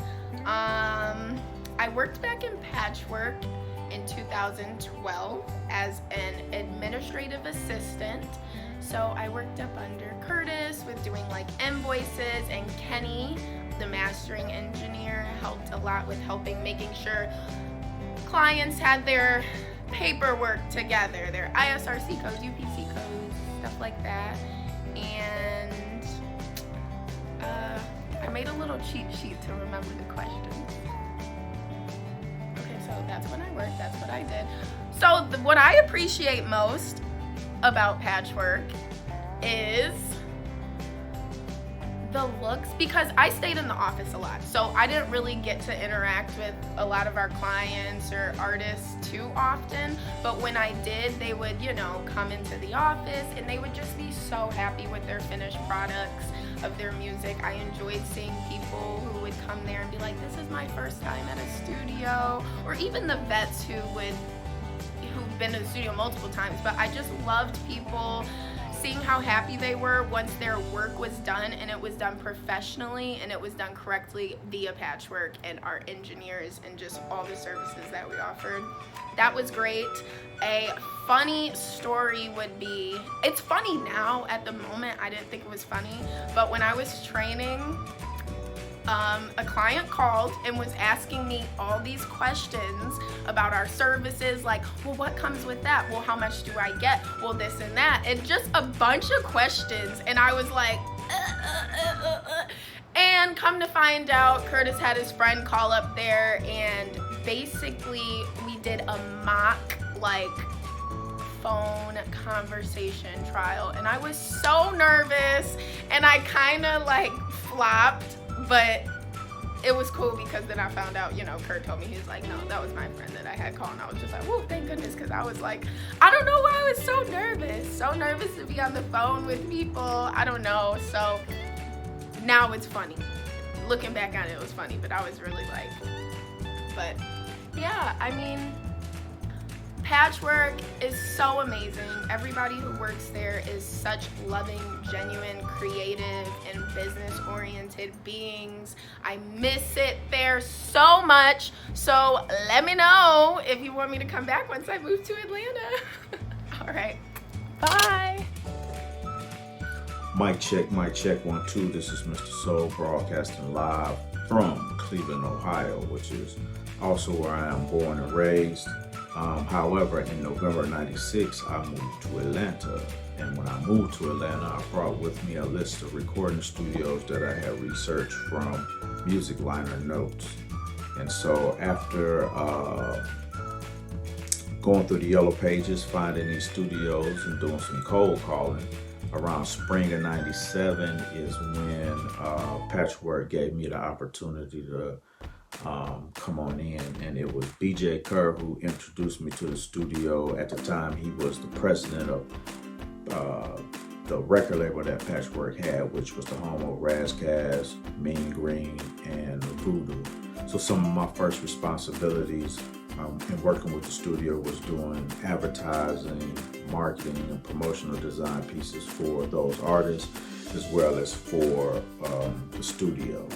And I can say that 24 years later, it's an honor to still be a part of that. And although I'm not heavily invested in designing for the studio, I do appreciate the fact that Kurt still calls me on important projects or calls for my creative direction or creative opinion. So it's definitely a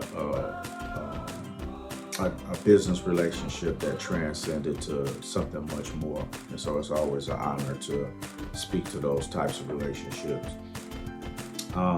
So what I did for Patchwerk was a lot of brand identity. I designed a lot of logos.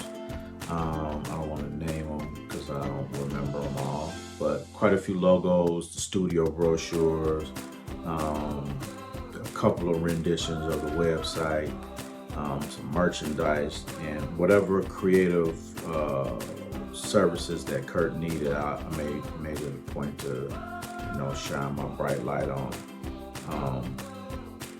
One of the things, there's many things that I like about Patchwerk or appreciate about Patchwerk. I think the family vibe and how the studio operates. I think there's a synergy within the studio that caters to its success that I appreciate, and also appreciate the business infrastructure that is the foundation of the studio. How Curtis runs the studio is quite impressive, and one of the reasons why I always look to him as a big brother and a business mentor.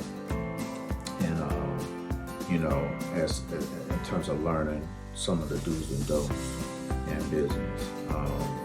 So shout out to Patchwerk in its 25 years. I don't have any funny stories though.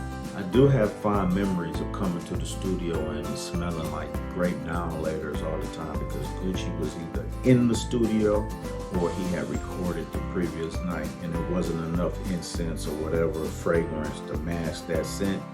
The perk was strong. It was real strong. But shout out to Patchwerk, man. congratulations on 25 years. Studios, recording studios don't necessarily, make it that long with the track record that you have and starting from an independent space. So shout out to Patchwerk, all the interns, past and present, all the staff, past and present, and much success in the future. Peace. Hi, I'm Sammy Approved, and I'm from Atlanta, Georgia. I currently reside in Los Angeles/Atlanta. When did I work at Patchwerk? I started at Patchwerk in 2015, shortly after I graduated, and I was an administrative assistant at the front desk, assisting the managers such as Toya and Osman. Currently, I still host the I Do Music podcast, where we've generated over 150 plus episodes with music industry veterans, seasoned producers, songwriters, and just all around legends that have come through the recording studio and have shared their stories with me and you. What do I appreciate most about Patchwerk? I appreciate that everyone understands what it truly means to be legendary.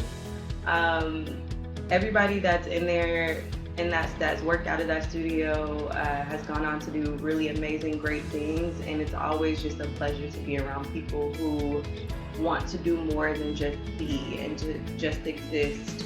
They want to be the best at what it is that they do, whether they're an engineer, whether they're a storyteller like myself, or a videographer like Keyshawn. I've just been blessed to work around some really amazing people who love their job. Funny story or fondest memory at Patchwerk, there's so many, some that I would never share.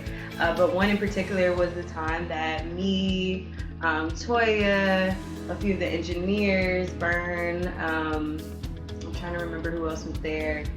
We all went and planned a trip to go to San Francisco, and it was so much fun. We stayed in the Airbnb together. We took tours together, and we just had a good time. It was great to get away from the studio and to hang out with my colleagues outside of that space. And then every year there's always a really dope Christmas party, and I always have a lot of fun. Maybe next year I'll challenge Curtis to outdrink him, but it's probably a bad idea. But I always have a good time. I mean, I have so many great stories and memories working at Patchwerk, from the people that I've been able to meet, some of the people I grew up listening to, just being able to walk down those halls and see the records that were produced there. I'm just so grateful to be a part of this story. So thank you to Patchwerk, and happy 25 years. What's going on? This is Luke, and I'm from Charlotte, North Carolina. I started working at Patchwerk in 2012. I remember vividly moving down in September of 2012, and literally 3 days later, I started working at Patchwerk. I found out about Patchwerk through Miles, who was a legendary Patchwerk employee, because I was looking for a place to start interning so I could get my feet wet. And Miles told me about Patchwerk, and his values aligned with their values, which aligned with my values, and I was like, well, I'm going to end up at Patchwerk. So Miles put me in touch with Corey, who got me, an internship interview, and I started interning here. And little did I know that, working at Patchwerk would change my life. I don't think I'd be where I am if it weren't for, coming here and going through the system. It's easy, like in the music industry, to fall into a single player mentality of about me. And at Patchwerk, I found out that it's more than that. It's about community. It's about tradition, and it's about legacy. And those are the things that I hold dearest to me about this place is the tradition and the legacy and the morals and the values. And that's why I hope to work here indefinitely. And as long as Kurt and Mike will allow me to be here, I hope to work here. Because I love the people that work here. They're more than just employees to us. And, it's generational. It's amazing to see, all the original Patchwerk people come back and be a part of this 25th anniversary, and still care about it, and they still bleed the colors, and it just goes to show how much this place means to people, and not the building so much, but the community and what Kurt has laid the foundation for. And I'm forever grateful to Kurt and Mike for allowing me to be a part of that. It's really humbling. and it feels good to feel included in this community. And I'm super proud to work at Patchwerk. Hey, happy 25th anniversary, Patchwerk Studios. Anthony Majors from Oakland, California. I've been in Atlanta, Georgia. Started Patchwerk July 2015. I've been there ever since. I'm currently a staff engineer, and I really just gotta say Patchwerk's a one-of-a-kind studio. It's family-oriented, everything about it, from the managers to the engineers to everybody that comes through there. You know, like, we really look out for each other. It's a place of learning and knowledge, you know, and knowledge is freely flowing. And that's not something you can say about everywhere. Some people are really stingy with the knowledge, and it's people there that just give it, you know, willingly. So anytime I've ever had a question or needed help with something, I've always had somebody direct me to where I can find it or help me figure it out. And it's definitely a place where you can build and grow, and as an entrepreneur, as an engineer, as a business person, as a human being, like, it's a really great establishment, and everybody there is family. So, you know, Kurt sat me down and helped build my LLC with me when I asked him about taxes. Took time out of his busy day just to do that, you know. And there's so many instances like that where I've been able to go to somebody and they stop what they do and help. And that's just something you don't see every day. So I really appreciate that, and I just am grateful for such a historical studio to be a part of something like that. So happy 25 years. It's a reason why it's been 25 years, and we stand on that, and we appreciate everybody that's come through there. The wall is full of your energy. We hope to keep it going another 25, another 50, another 100. And, you know, just keep it going. All love, y'all. Thanks. Hey, what's going on, guys? I'm Ben Matilderson. I'm from Ocala, Florida. I currently live here in Atlanta, Georgia. I've been here for about 3 years.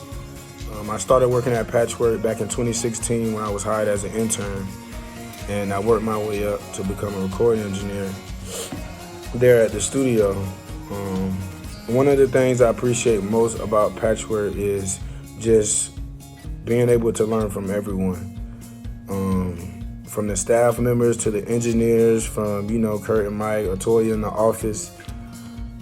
Anything I had a question about, I could just ask them, whether it be regards to paperwork or asking the engineer how to set something up, or, you know, if I haven't done nothing before, I'm reaching out to people. It just made it cool, you know, to, you know, ask questions and grow, because a lot of times in this industry, a lot of people, they're not going to help you, and they won't help you, and they don't.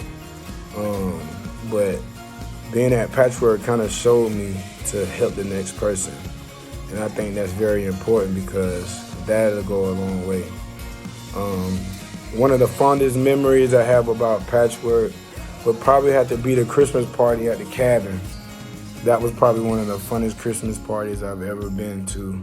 Kurt, he had the party bus, you know, leave from the city all the way out to the cabin to make sure everybody was, you know, accommodated well, food, you know, drinks. It was just fun just being around, you know, the other staff members, because, you know, just getting to know each other a lot more and just be able to bond and create a better relationship with each other. So there's a lot of funny moments. I can't even think right now. There's a lot of funny moments that we could all laugh at. But happy 25th anniversary, Patchwerk. I'm glad to be a part. D-Tug signing off. Hey, it's Evan Melville from Greensboro, North Carolina. I'm currently living in Atlanta, Georgia right now. I've worked at Patchwerk since July 2014. I'm still here, and I'm an audio engineer.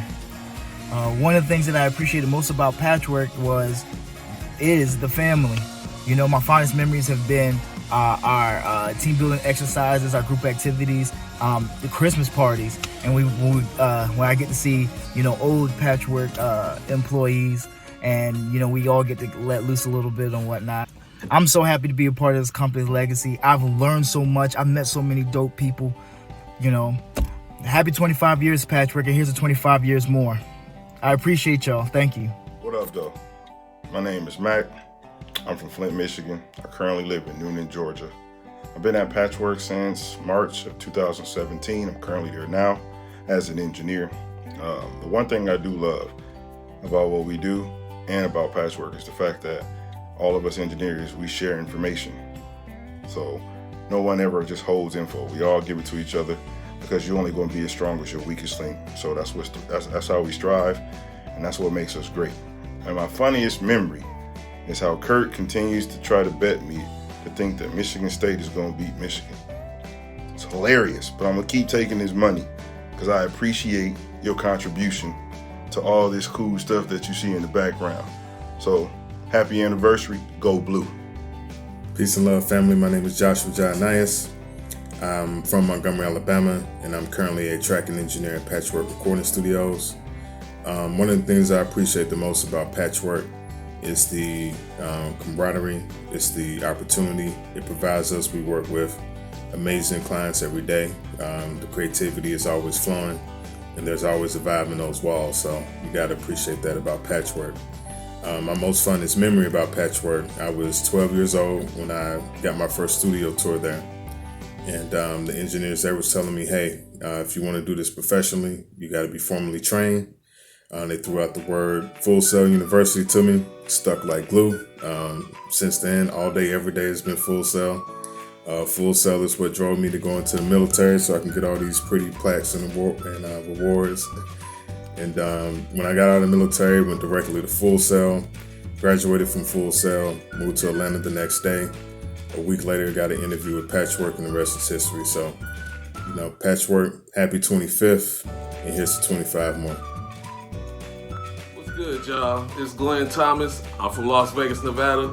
I currently live in Atlanta. I started working at Patchwerk in 2015 as a recording engineer. I appreciate that Patchwerk always stays up to date in that state-of-the-art facility and that they're always professional. I had the opportunity to have the owner Curtis involved in one of my music videos for my album Elevation, and I always had the opportunity to work with different legends. I appreciate them letting me be a part of their legacy, and I just salute them on 25 years, and I salute them on 25 more. Hey, what's up? My name is Keyshawn Terrell D. Gillum. I'm from the great Lansing, Michigan, and I currently work at Patchwerk as the camera guy, I guess. I do photos and videos, but I started as a marketing intern September 1st, 2016. And man, I've seen things I never thought existed or was actually real. And I'm from here, this little small city, like there's not much here in Lansing. So coming to Atlanta, finding Patchwerk, it's all because DJ Butcher and Crime, they brought me down there in 2015, and it changed my worldly perspective to see that black people owned and started something so grand and legendary. Changed my life, and then working there changed my life. So every day I'm in Patchwerk is a good memory. Every day I'm in Patchwerk is a good memory. All my experiences, even the bad, quote unquote bad experiences, have been life lessons that I've learned so much. So thank you to everybody that had anything to do with Patchwerk. I've been shooting and recording these 25th anniversary interviews. So people that I've met, like Erica Bryant, like opened up my mind. Laura opened up my mind. Jason, man, it's like every Jarvis, Calfani, like all these different people. Bob, history, so much history. And to everybody that made history, thank you. Thank you for giving so much to the world, the energy, the drama, the pain, the love, the everything that y'all did. Kurt, Mike, everybody. Y'all created something dope that people now my age, because I'm 25 years old, so I'm the same age as the studio, people my age can appreciate a foundation and have a foundation to learn. Like, I was supposed to go to Michigan State, started at LTC right down the street, and I didn't go because I came to Patchwerk, and I feel like I'm in school, like I'm at college still. I'm at almost like an HBCU, and I know it's not the full experience of a school going to a full college, but it feels like that, that school, that next level of learning and life experience that you would get going to a educational system like a Morehouse or Michigan State, in a sense, because I've met the alumni of Patchwerk, some people I named, and there's so many other people I've met that are alumni of the studio. So it's like a real institution. And shoot, I even got a varsity jacket. I know other people got varsity jackets. So it's like, I really feel like I'm going to an institution. I know I might not have the best grades, and I mess up on my tests every now and then. I'm late to school. But I wouldn't want to be anywhere else. Like, I know I could easily work at any other type of company doing what I do and actually make more money, most likely. But it's not about that to me. The money is like, okay, I'm surviving. And it's like, I got the opportunity. Mike and Kurt gave me the opportunity to make more money, make as much money as I can make. It's up to me. And I like that. I'm like, okay, cool. Like, I got to learn how to market my stuff. I got to learn how to do good business. I got to learn how to be the best version of me. And Patchwerk, I don't know anywhere else but Patchwerk where they encourage you to learn how to be your best. And if you're doing good, they'll pay you while teaching you to be your best.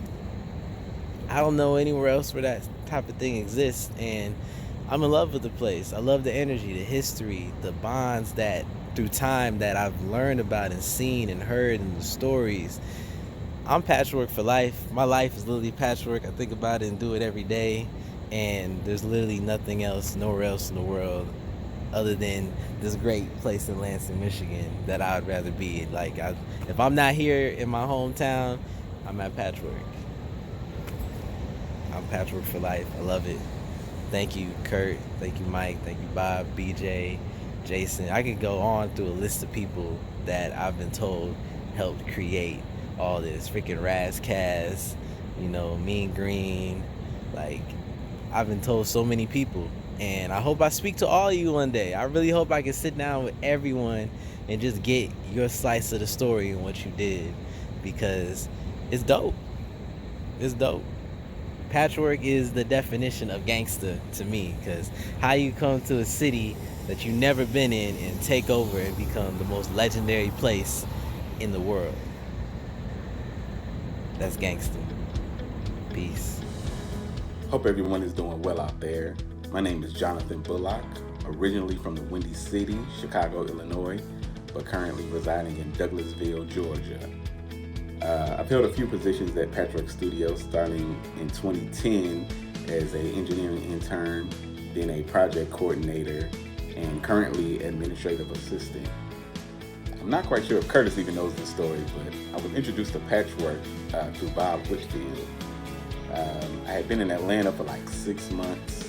A close friend of mine, Drew Sedora, was frequently coming in town, trying to transition from acting to doing music. And, we were running around the city trying to make connects. I'm acting as her pseudo road manager, trying to meet producers and just get that whole thing going. And we were at Slice Pizza, which is currently La Fonda on Howell Mill Road. And Bob just randomly walks up and starts talking to us. Anyone that knows Bob knows he's, has that Shaquille O'Neal type personality, big guy, but very charismatic. I think he came up, said a 1 or 2 liner, joke, and then, sparked the conversation. After that, we all got to talking what we do, and, he invites us to his studio. So we were like, okay, your studio. So I'm kind of hesitant, but, we get his contact, and probably about an hour later after we ate, he shoots us the address, and we come over to Patchwerk. So I just remember we're driving down that backside of Ethel, and I'm kind of like, man, where are we going? This is a little sketchy. But, once we got to the end of the street, I'm like, oh, okay, this looks like a legit business. So, we get in, and man, I'm like, oh, this is for real studio. Had plaques all over the wall from, Grammy awards, and I'm just like, okay, I'm starting to see what this guy might be for real. So we get in and Bob just had, everything set up as far as like, he had open songs for us to listen to. He gives us a tour of the facility. He called a couple people. I remember he got Rob Watson on the line, who was with Jive Records, I believe, at the time. Rob even came up to the studio and, was talking to us about, music that she could do and all this. And I'm like, oh, these people are for real. So, we left that meeting and I'm just like, man, this is real Southern hospitality. This would have never happened in Chicago. So I'm like, if I'm gonna get into the music industry, I'm gonna work with these people. So fast forward, I end up going to SAE Institute. Then after that, I landed an internship at Patchwerk. Shout out to D Brown, boy. D was on me. He was making sure I was not slacking. So I did that. And then, like I said, from there, the whole engineering thing didn't really work out for me. I wasn't really, as much as a gearhead as a lot of my fellow co-workers, are nice on that council. So I had a business background. So I spoke to Curtis about giving me an opportunity to work on the business side with him. As I said, he was moving. So, Curtis gave me the opportunity and made me his project coordinator. And when I tell you, this guy sent me a folder that had so many ideas and business ideas, I was like, man, okay. So I was just doing that for him and trying to make different streams of income come in for the studio. And that's, like I said, that's one thing I do love about Patchwerk, besides just being a family. Like, if you can come with the right mindset and you're willing to work hard, they'll give you a shot to try things. And like I said, Curtis, has a genius mind, man. This guy thinks of business at all times. So, I'm just privy to be a part of that. Fondest memories, I have a few I could name, with celebrities, anybody from meeting Wyclef to, Gucci and Jeezy and all those. But one of the fondest memories for me is actually when Curtis had the idea to do a mobile studio, which is the infamous workstation, which he probably doesn't feel the same way about it. He and Mike probably don't feel the same way about it as I do. But, a lot of people talk about wanting to be entrepreneurs, but that running the workstation and getting that off the ground was like a crash course in entrepreneurship, but on somebody else's dime. So, man, everything from scouting locations, logistics, gear, the budget, marketing, scheduling, engineers to run it, trying to get clientele in there. I really got to see how much work goes into starting a business. And like I said, it definitely didn't last nowhere near 25 years like Patchwerk Studios. But I think we definitely touched some people, gave some people opportunity to get their feet wet with recording. A lot of people left comments and would just tell us how, they had never, even stepped into a studio. This is the closest they ever gotten. And we had different celebrities doing contests. And we still run the Type 32 contest at the studio that we had started at the workstation. So, that was a life lesson I'll carry with me forever, man. I really got to see what it takes to run a business successfully, and what it takes to run a business for 25 and 25 plus years. So, man, salute to Patchwerk Studios, salute to Bob, salute to Curtis, Mike, BJ, all the original OGs that were there, all the people who gave words of advice and just encouraged us, man, because this industry is not easy. You can get very frustrated, and, they stood the test of time, man, through multiple decades. So just want to say salute to Patchwerk. to 25 years, man, I wish nothing but the best. I'm still here, going along with the ride, and I just wish you all the best, man. Happy anniversary. Salute. Hello, my name's Lisa Carpenter, and wow, 25 years. I cannot believe it. When you asked me to do this tribute, I just didn't even know where to start, because there's so many memories that I have with Patchwerk, all the way from when it was a thought in your brain to actually existing. And the very first real memory that I have of Patchwerk, was when I came from Michigan State down here to Atlanta, Georgia, which is where I live now, for Freaknik. And OMG, how exciting to attend your very first Freaknik, and one of your close friends owns one of the most popular studios. It was just starting, but I mean, it was already popular. I mean, I think Jermaine Dupri and the Brat and Crisscross, a lot of people were frequenting the area. And so I just remember when Patchwerk was just a house down the street from the actual building today, and to be able to have an opportunity to watch that place grow into what it is today is phenomenal for me.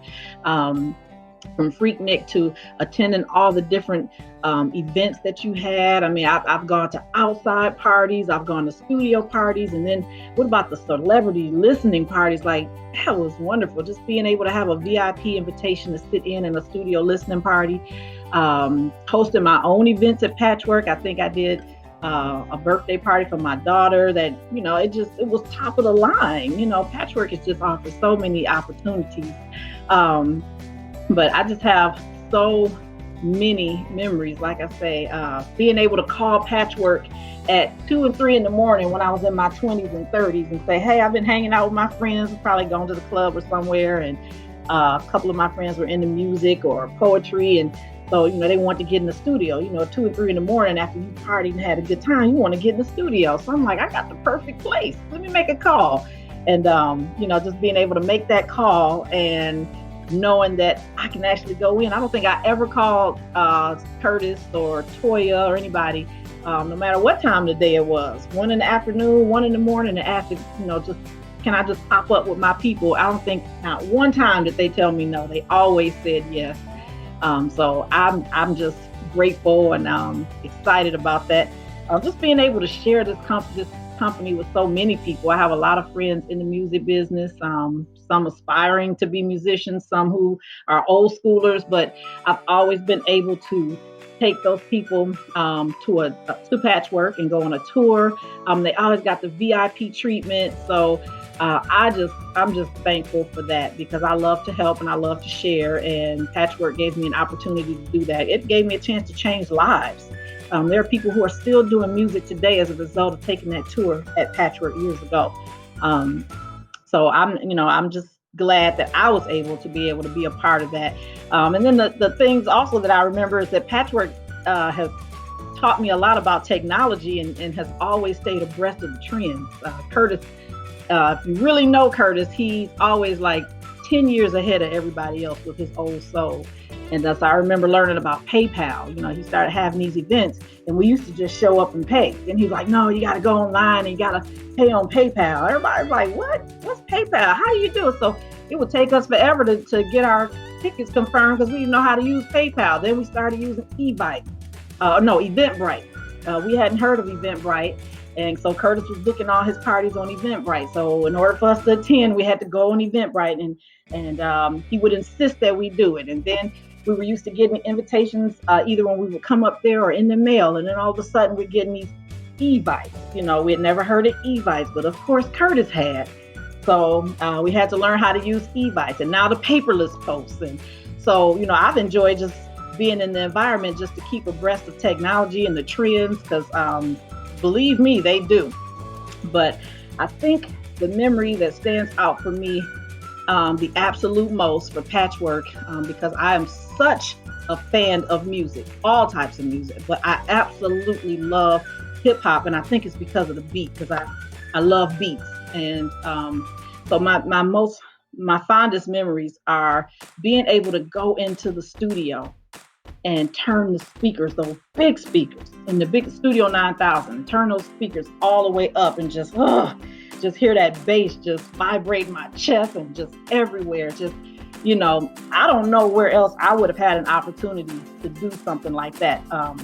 Patchwerk, I've even worked at Patchwerk a couple of times. Whenever I was in between jobs, I was always able to just go up to Patchwerk and get some sales and marketing with the crew, because that's what I like to do. So to be able to sit in Studio 9000 and do my work while listening to those big speakers, thank you. So anyway, I'm excited, but most of all, to the staff of Patchwerk, Toy and Oz, and everybody else, Mike, and especially you, Curtis, I am so proud of your accomplishments. You all have been a mentor, and you've been a perfect example of what it's like to be a professional in the music industry. You all are so much more than a sonically superior sound. You are a safe haven for entertainers in this tricky industry. You are a networking facility, and you are also a learning institution, because I've learned so much. So keep up the good work. Don't stop what you're doing, and I'm so looking forward to this next 25-year journey with you. It's probably going to be virtually or something. Curtis, I know you already are working on what's the new trend to take the studio to the next level. So I'm just excited to see. And again, happy 25th anniversary and congratulations. Hey everybody, it's Mandy. I am the senior graphic designer here at Patchwerk Recording Studio. I'm born and raised from Virginia. I moved here 5 years ago, and as soon as I landed my feet in Atlanta soil, I came to Patchwerk, and so I've been here for 5 years. This is my 5th year anniversary this year, as well as the studio's 25th anniversary. So shout outs to y'all. I really grew to love the facility, the staff, everything about Patchwerk. The ability to allow me to grow professionally, starting as a marketing intern, moving up to admin, working the weekend front desk, now senior graphic designer. So,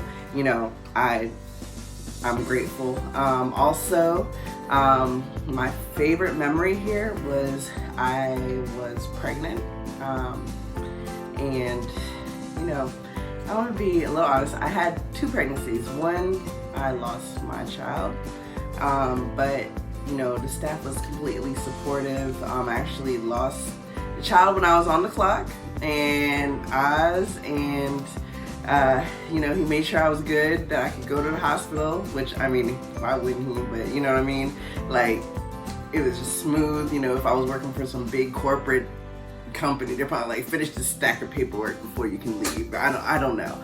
But, highly supportive staff. But went through that, and then I was pregnant with my second pregnancy, and that's how I had my daughter Akira. I was on my way to a weekend workshop, going to help work the front desk and sign people in, and my water broke, of course, and I had called a doctor, and I was like, okay, what just happened? And so I ended up getting a call back right before I was going to get off the exit to get to Patchwerk for a weekend workshop. I ended up going to Emory and had my beautiful daughter. And,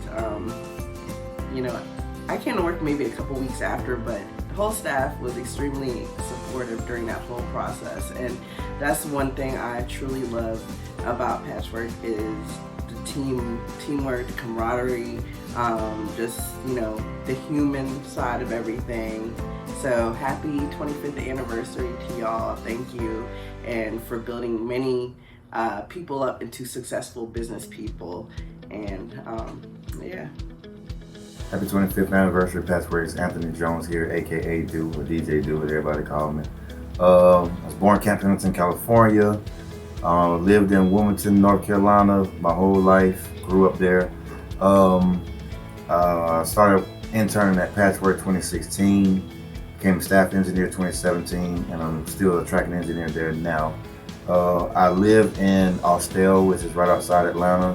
One of the things I appreciate about Patchwerk is the commercial experience, like learning how to basically be there and do everything that's needed, and without really having to be asked to do stuff, you just kind of gain those insights and those intuitions to just help the process, like enhance it and just like really inspire the artists. And those are the things that you kind of learn there on a commercial level. Is like amazing. Like it's hard to get that independently. So at the 25th anniversary Patchwerk, hopefully we'll have plenty more. What's going on? My name is Ronnie Land from Phoenix, Arizona. I currently live in Atlanta, Georgia. I'm a tracking engineer here at Patchwerk. What I appreciate most about Patchwerk is, for me personally, was the actual intern process. We actually get to learn. You come up, take a couple classes, just to reiterate things that you learned in school. And there's actually a process to bring you on as an engineer versus just having you run around kind of just doing miscellaneous things for a long time. So I appreciate that. And the funny story I got to share is just being around in the studio. I've seen a lot of things and a lot of people. So one day I just came in the studio and the chief engineer, Mike Wilson, was in front of the SSL board. And I mean, he had the whole channel strip just pulled out and he was, fixing stuff. And then he went behind the patch bay and just pulling wires and fixing stuff. So it's not funny to a lot of people, but it's funny to me just to come in and see $1 million board and, it's taken apart. I thought that was a crazy story more so than funny, but, and that's just one of many. So I appreciate Patchwerk. Happy birthday, 25th anniversary. Salute. My name is Terry Montgomery. I'm from Louisiana. I currently stay in Decatur. I started in Patchwerk in 2012 as an intern and got hired on as one of the staff employees. One thing I appreciate about Patchwerk is it's a very family-oriented place, and a lot of the staff started out the same. They started off as interns and worked their way up, so it makes it more of a family-oriented place. One of my fondest memories is when I first started interning. We had 2 sessions, and I walk in the kitchen. Right when I walk in the kitchen, I look to my left. I see Gucci, and then another guy walk out the bathroom, and then it was Waka. Where I'm from, we don't see too many stars like that or celebrities like that. So when I saw that, I was like, yeah, I'm here. That's one of my fondest memories at Patchwerk. Hello, my name is Simone, and I am from Atlanta, Georgia. I live here in Atlanta, Georgia, and I actually started interning here at Patchwerk back in fall 2017 in the media department. They had an internship program, and that's where I met Keyshawn and started working alongside him within the media department, focusing on photography, videography, any of those type of services, and that led me into actually getting paid by Patchwerk. And that is something that I really do appreciate from Patchwerk, because they actually treat you as a partner versus an employee. So I really do appreciate that type of characteristic of the studio. And I guess a funny story, well, I wouldn't say a funny story, I would say a fondest memory that I've had was when I received my Patchwerk jacket. And that was a special moment for me because I didn't even know I was about to get the jacket. Furthermore, it was the old school actual jacket with the orange letters. And that was a pretty cool moment for me that I'll never forget. Thanks, Kurt. And another fond memory actually just occurred with the release of the single Burn, which was executively produced by Curtis Daniel III. Congratulations. I was able to be a part of that process. Me, Keyshawn, Samandy, Corey, Vern, Kenny, like that was a dope experience just to be in that same room and to capture those moments and to put together the content for that promo run for that. That was a really cool experience. So I really do appreciate that and being a part of that, Kurt. So thanks. And thank you for just being a platform for Atlanta and a platform for just exposing people to the information that they are seeking. Shout out to ID Music and the ID Music podcast and the workshops. That is just an educational platform for anybody, a free educational platform for the podcast, to be exact, for you to just go out there and listen and and learn and share. So happy 25th anniversary, and I hope you can definitely just be around for another 25 years plus more. So thanks, Kurt and Mike and Bob and everybody that was part of the process of starting Patchwerk. Bye. Hey everyone, my name is Devon Morris and I'm from Cleveland, Ohio. I currently stay in Ellenwood, Georgia, and I started working at Patchwerk in 2018 as an intern, and I just currently crossed over as an engineer in 2019. One of the things that I love about Patchwerk is their professionalism in the industry. It's definitely taught me to be a better entrepreneur in whole, and I also love all of my Patchwerk friends. Like, we have some dope people in the building, and just to be around them every day, to be able to talk to them, get advice, like from some of the dopest people, I really admire that, and I'm grateful for Patchwerk because it's truly helped me to be who I am today. So, happy anniversary. Good, y'all. I go by Jay Wells. A lot of y'all know me in here as Jamal. It's cool, but I'm from Charlottesville, Virginia. Small town, man. We don't have opportunities like this. Let me just put that out there. That's not happening in Charlottesville. I've been in Atlanta for like the past 2 years, and I've been in Patchwerk close to 2 years now. So really, as soon as I came down to Atlanta, a couple months passed, and I ended up in Patchwerk, man. I came in here with one of my homies invited me in here, and I ran into Oz. I had a camera with me, you know. I had this camera right here. I had this same camera right here, you know. I was walking in, vlogging and stuff, but he asked me like, yo, you nice? You know, I'm like, yeah, I'm nice. You know, I don't really mess with the camera, but I do the graphic design. So I told him I do graphics, and yeah. And make a long story short, I ended up getting on the marketing team as a graphic designer. You know, Samandy, she sat me down for the interview. Me and Samandy, I seen she called me from a 757 number, and I was like, man, that's Virginia. What you doing with that? She's like, hey, you from Virginia? I'm like, yeah. She's like, man, you hired. You in here. So, man, it's just been open arms ever since I've been in the building, man. Like, nobody ever made me feel uncomfortable. Like, this has felt like it was destined. Like, almost been here 2 years, man. So that just tells you how quick time flies when you're having a good time, man. I don't want to make this video too long, but I just want to shout out Kurt, shout out Mike. I appreciate y'all for giving me the opportunity to intern here. I interned for about 6 months, and then a front desk position opened up, and they gave me the opportunity to do that. So I've been doing front desk for about the past years. A lot of y'all probably hear me answer the phone, like, you know, thank you for calling Patchwerk Recording Studios. How can I help? But as far as one experience here, I can't pinpoint one, man. I could just say sitting down with Oz and just getting that energy every time you come in the building. You just super hype and charged up, and you keeping everybody going. I'll remember that part the most, man. But it's too many amazing experiences. Sometimes, like, cause I don't record nothing. I don't take pictures with a bunch of artists or nothing like that. So sometimes you think back and it's like, damn, that did happen. Damn, I was in there with such and such. It's just crazy. But yeah, man, Patchwerk 25.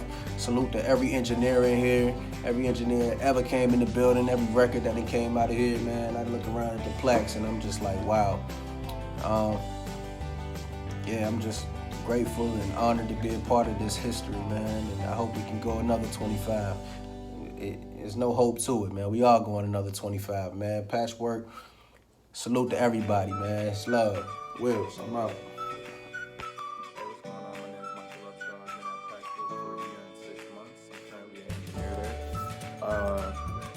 I'm from Georgia, and my favorite memory is probably the Atlanta Hawks-Washington game.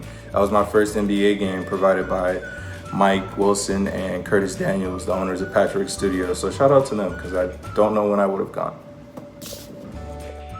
My name is Alan, also known as AWOL. Originally from Detroit, but I stay at A now, where I'm currently a patchwork engineer and staff assistant.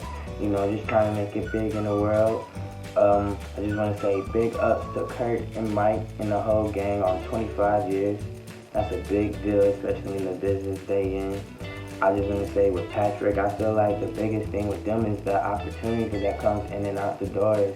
You just never know what's going to happen. Like, as far as me, my whole internship is my best memory of my life, for real.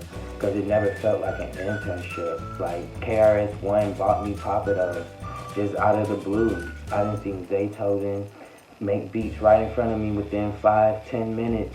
It's one thing to see it on IG, but when you're there, like, in the vibe, it's just totally different, and there's nothing that can replace those moments for me. Like, I'm learning from probably the greatest engineers in the world, really.